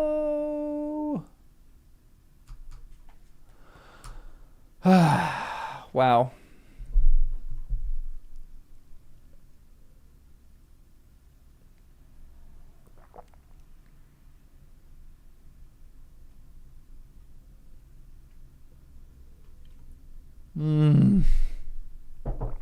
These people are terrible. Poor Catherine. Poor little Kathy. What's up, Kathy? You're the good Kathy. This is crazy. All right, chapter 16. And of course, Joseph's speaking. What a way to start the chapter.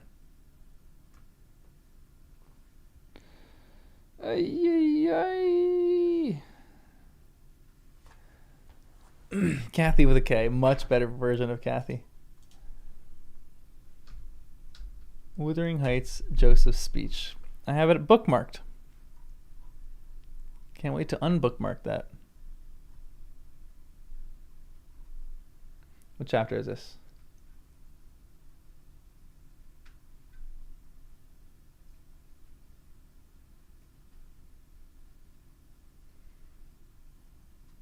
Um, 32? Wait, no. What? What's up with these chapters? This is chapter 30, okay. Of course it doesn't have Joseph's weird speech. I guess he doesn't say that much here.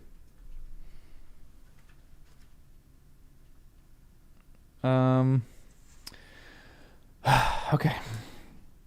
I have paid a visit to the hedges, or to the heights, but I have not seen her since she left. Joseph held the door in his hand when I called to ask after her and wouldn't let me pass. He said Mrs. Linton was straying, and the master was not in. Zillah has told me something of the way they go on, otherwise I should hardly know who is dead and who is living. She thinks Catherine haughty and does not like her. I can guess by her talk.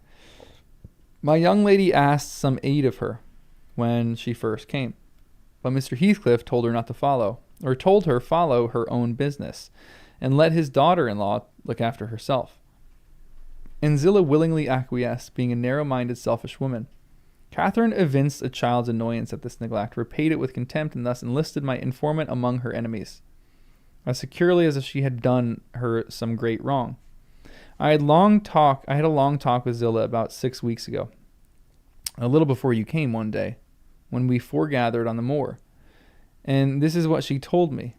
The first thing Mr. Linton did, she said, on her arrival at the Heights was to run upstairs without even wishing good evening to me and Joseph. She shut herself in Linton's room and remained till morning. Then, while the master and Earnshaw were at breakfast, she entered the house and asked all a quiver if the doctor might be sent for. Her cousin was very ill. We know that, answered Heathcliff, but his life is not worth a farthing. I won't spend a farthing on him. But I cannot tell how to do, she said, and if nobody will help me, he'll die. Walk out of the room, cried the master, and let me never hear a word more about him. None here care what becomes of him. If you do, act the nurse. If you do not, lock him up and leave him. And she began to bother me, and I said I'd have had enough plague with the tiresome thing. We each had our tasks, and hers was to wait on Linton. Mr. Heathcliff bid me leave that labor to her. How they managed together, I can't tell. I fancied he fretted a great deal and moaned hissel night and day, and she had precious little rest. One could guess by her white face and heavy eyes. She sometimes came into the kitchen all wildered like, and looking as if she would fain beg assistance. But I was not going to disobey the master. I never dared disobey him. Mrs. Dean and I thought it wrong that Kenneth should not be sent for. It was no concern of mine either to advise or complain. I always refused to meddle. Once or twice after we had gone to bed, I've happened to open my door again and seen her sitting crying on the stair top. And then I shut myself in quick for fear of being moved to interfere. I did pity her then, I'm sure. Still I didn't wish to lose my place, you know. At last one night she came boldly into my chamber and frightened me out of my wits by saying, "Tell Mr. Heathcliff that his son is dying. I'm sure he is this time. Get up instantly and tell him." Having uttered this speech, she vanished again. I lay a quarter of an hour listening and trembling. Nothing stirred. The house was quiet. She's mistaken, I said to myself. He got over it, and needn't disturb them. And I began to doze, but my sleep was marred a second time by a sharp ringing of the bell, the only bell we have, put up on purpose for Linton. And the master called to me to see what was the matter, and informed them that he wouldn't have had that noise repeated. I delivered Catherine's message. He cursed to himself, and in a few minutes came out with a lighted candle and proceeded to their room. I followed Mrs. Heathcliff. Mrs. Heathcliff was seated by the bedside with her hands folded on her knees. Her father-in-law went up, held a light to Linton's face, looked at him, and touched him. Afterward, he returned to her. "Now, Catherine," he said, "how do you feel?" She was dumb. "How do you feel, Catherine?" he repeated. "He is safe and I'm free," she answered. "I shall feel well, but," she continued with bitterness she couldn't conceal, "you have left me so long to struggle against death alone that I feel and see only death. I feel like death." And she looked like it, too. I gave her a little wine. Hareton and Joseph, who had been wakened by the ringing and the sound of feet and heard our talk from outside, now entered. Joseph was fain, glad, I believe, of the lad's removal. Hareton seemed a thought bothered, though he was more taken up with staring at Catherine than thinking of Linton. But the master bid him get off to bed again. We didn't want his help. He afterward made Joseph remove the body to his chamber and told me to return to mine, and Mrs. Heathcliff remained by herself. In the morning he sent me to tell her she must come down to breakfast. She had undressed and appeared going to sleep, and said she was ill, at which I hardly wondered. I informed Mr. Heathcliff, and he replied, "We'll let her be till after the funeral, and go up now and get them, and then get to her what is needed.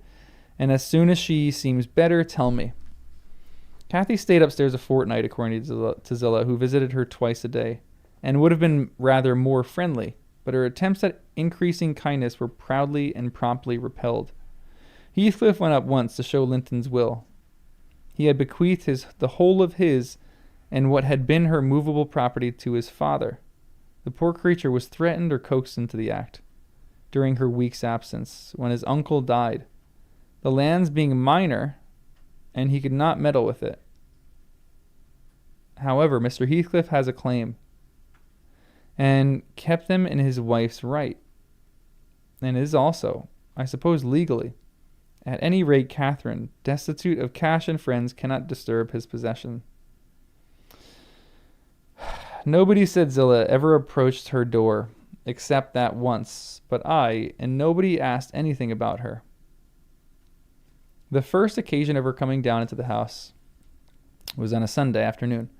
She had cried out when I carried up her dinner, and she couldn't bear any longer being in that cold, and I told her the master was going to Thrushcross Grange, and Earnshaw and I needn't hinder her from descending. So as soon as she heard Heathcliff's horse trot off, she made her appearance, donned in black, and her yellow curls combed back behind her ears, as plain as a Quaker. She couldn't comb them out. Joseph and I generally go to the chapel on Sunday. Seakirk, you know, has no minister now, explained Mrs. Dean, and they call the Methodists Old Baptist Place. I can't say which it is at Gimmerton, a chapel. Joseph had gone, she continued, but I thought proper to bide at home. Young folk are always the better for an elder's overlooking, and Hareton, with all his bashfulness, isn't a model of nice behavior. I let him know that his cousin would be very likely to sit with us, and she had always been used to see the Sabbath respected. So he had as good leave his guns and bits of indoor work alone while she stayed. He colored up at the news and cast his eyes over his hands and clothes. The train oil and gunpowder were shoved out of sight in a minute. I saw he meant to give her his company, and guessed by his way he wanted to be presentable. So laughing, as I durst not laugh when the master is by, I offered to help him, if he would, and joked at his confusion. He grew sullen and began to swear.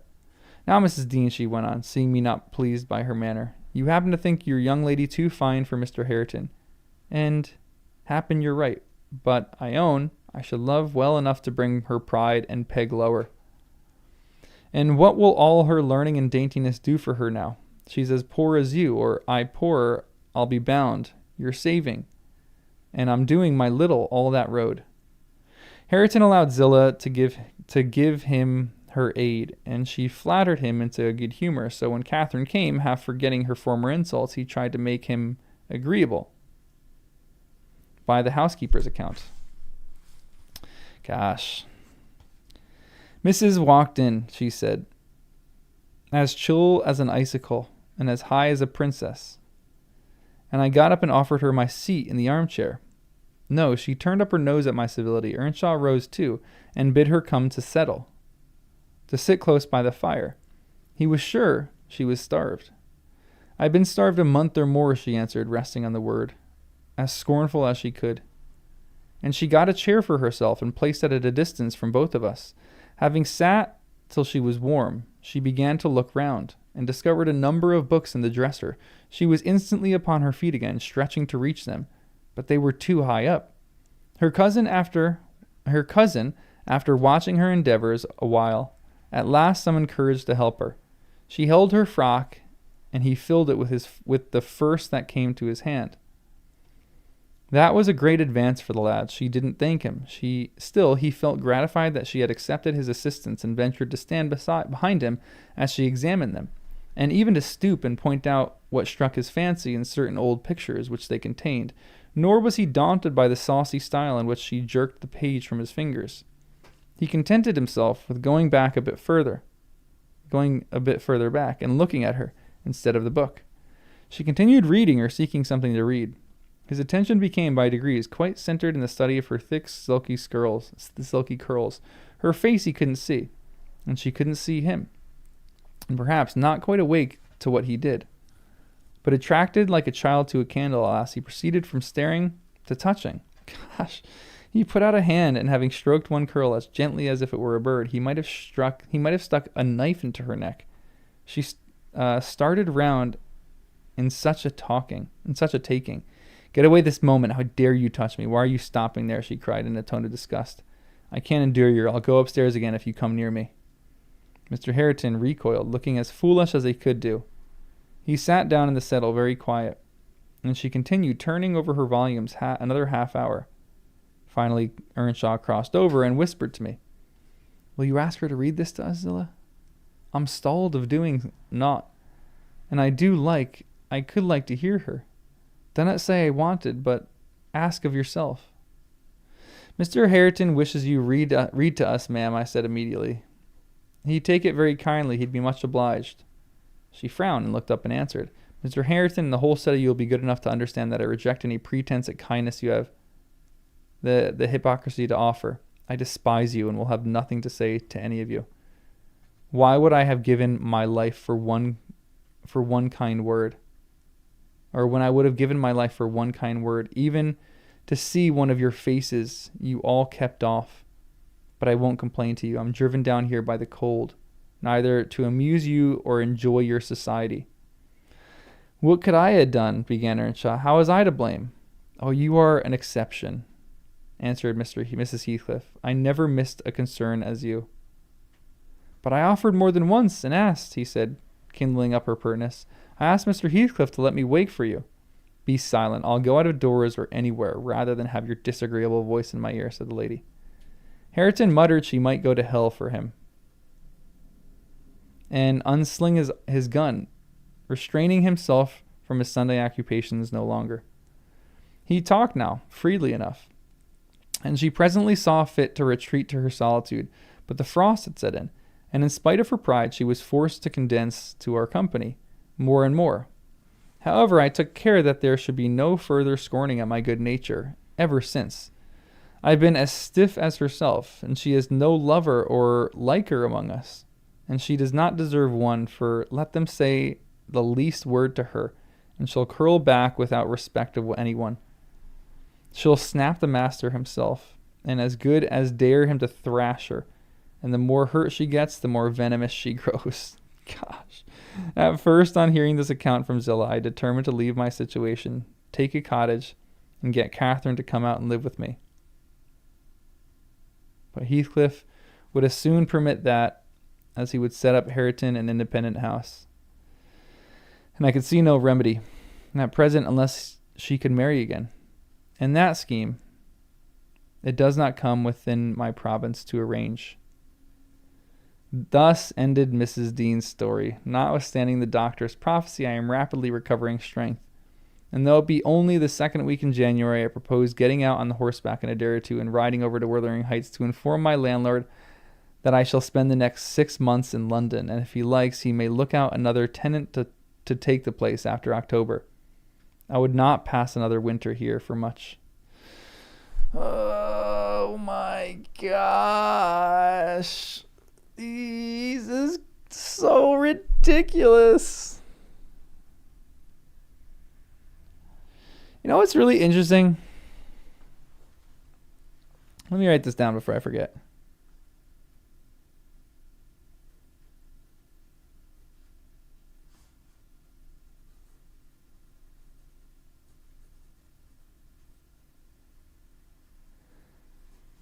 Like, little Kathy right now might be a stand-in for the reader. Has Emily Bronte built this up so much that we hate Heathcliff so much that we're actually happy for what Catherine is doing here? There's a weird sense of gratification that we get as a reader, I think, when we experience what Kathy's doing. But it's not good. What else can she do, to be honest? She's going in there causing a ruckus. That's great. But at the same point, she's falling prey to exactly what is going on in this entire novel of this generational trauma. She's falling prey to revenge. So she feels like a stand-in for us because we want revenge too in this novel on Heathcliff. And when it's enacted, I almost am like, yes, stick it to the man, Kathy. But I don't know if that's great for me to be thinking that. That's me falling right in line with this. I'll read what you wrote in Discord for sure. And that's the thing too. I can't hate her either. I think she's the character that I probably appreciate the most in this right now. But what she's doing is not great. I mean, what else is she going to do? Let's be honest. She's not going to transform any of these people by love.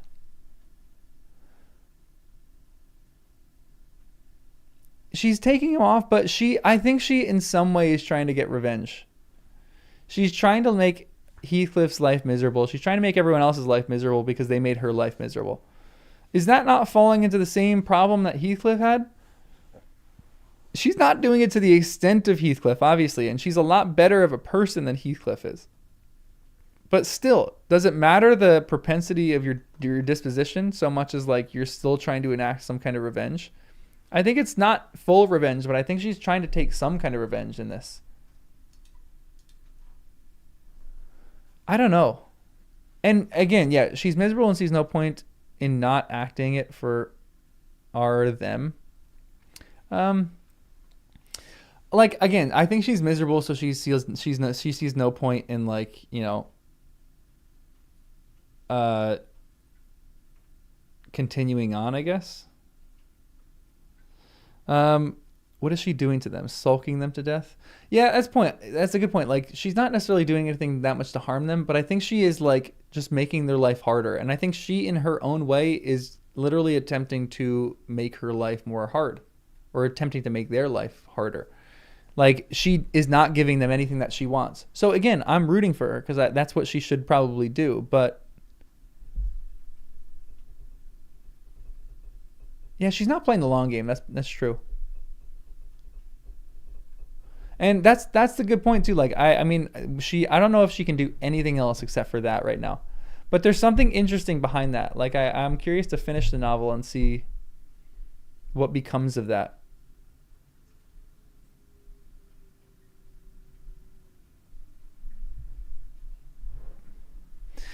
Yeah, she's standing up to Heathcliff to some extent. Yeah. I can't decipher whether this is like what her motive is because I guess we know the beginning of it when she kind of becomes this embittered person, and it's like anybody would become like that, and if they were in her case, but there seems to be something going on there. I feel like that's like this is becoming the purpose of the novel to some extent. Yeah, I don't think she's acting very strategically. But at the same point, I there's part of me that does think she is pretty strategic.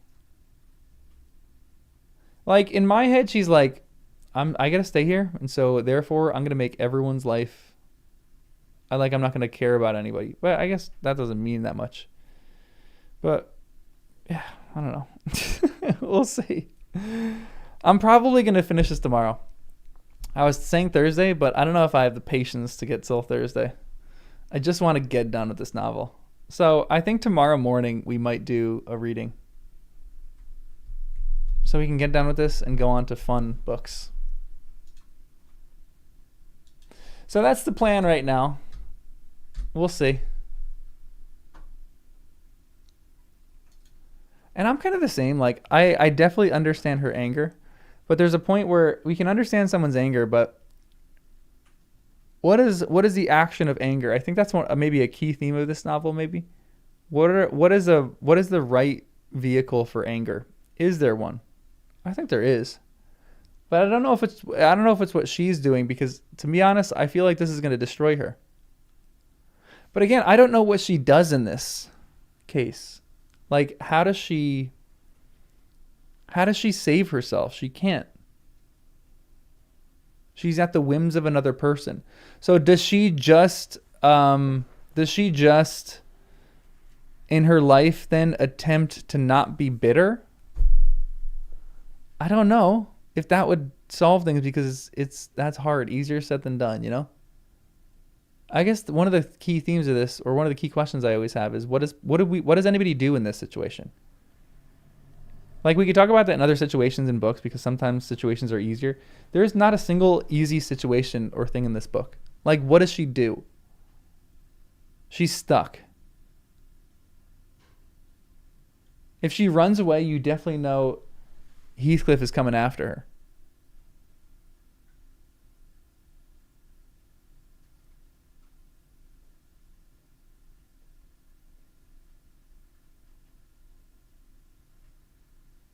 I don't know. Gardening, honestly? Like, yeah. Like I'm thinking, is there a way that she can bring love into this house and love them back to health? No. No. Heathcliff, Joseph, and Zillah are reprehensible. She could potentially. Can she change Hareton? Yes. Maybe. Is that her responsibility? No.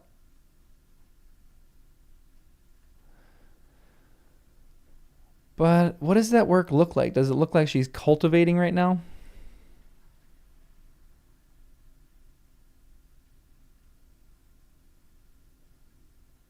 The last few chapters are your favorite? Good. So maybe the last stream is going to be good.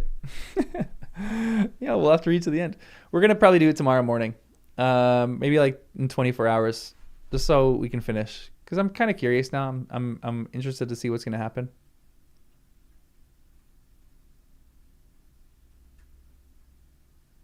Can Heathcliff or can Hareton change? Will Heathcliff allow it? Honestly, great question.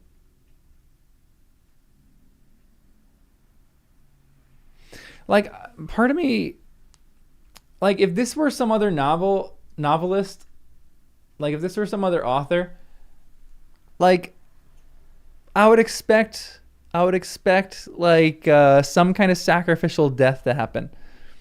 Like, in my head, if I were writing this novel, I would write the end so that this is a terrible thing. I would write so that Hareton takes out Heathcliff. In some moment, he kills the abuser, kills the kills the awful person, and then he goes to prison himself for the rest of his life and takes the punishment on himself so that Catherine can go free. Like, there's one little act of love. Do I think that's going to happen? Not a chance in hell is that going to happen. There's no way that's going to happen. No. There's, like, I don't think this is going to end happy or satisfying.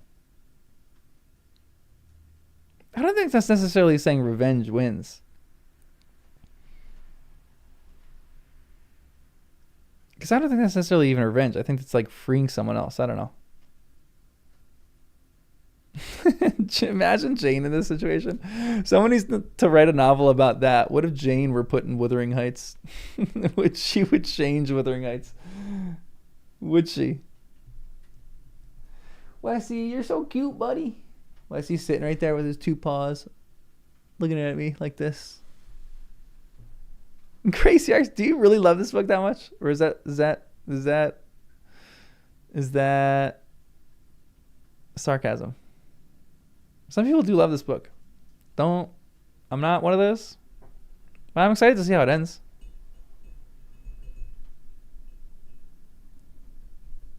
She'd not survive for sure.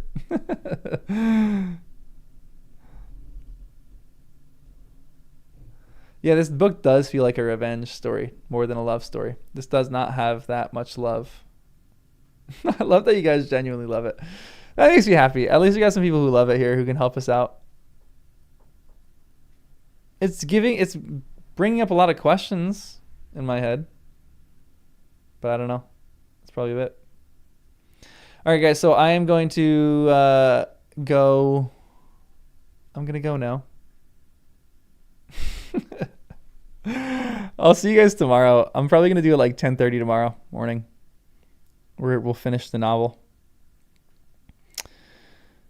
So I'll see you guys then. At least we're going to be done.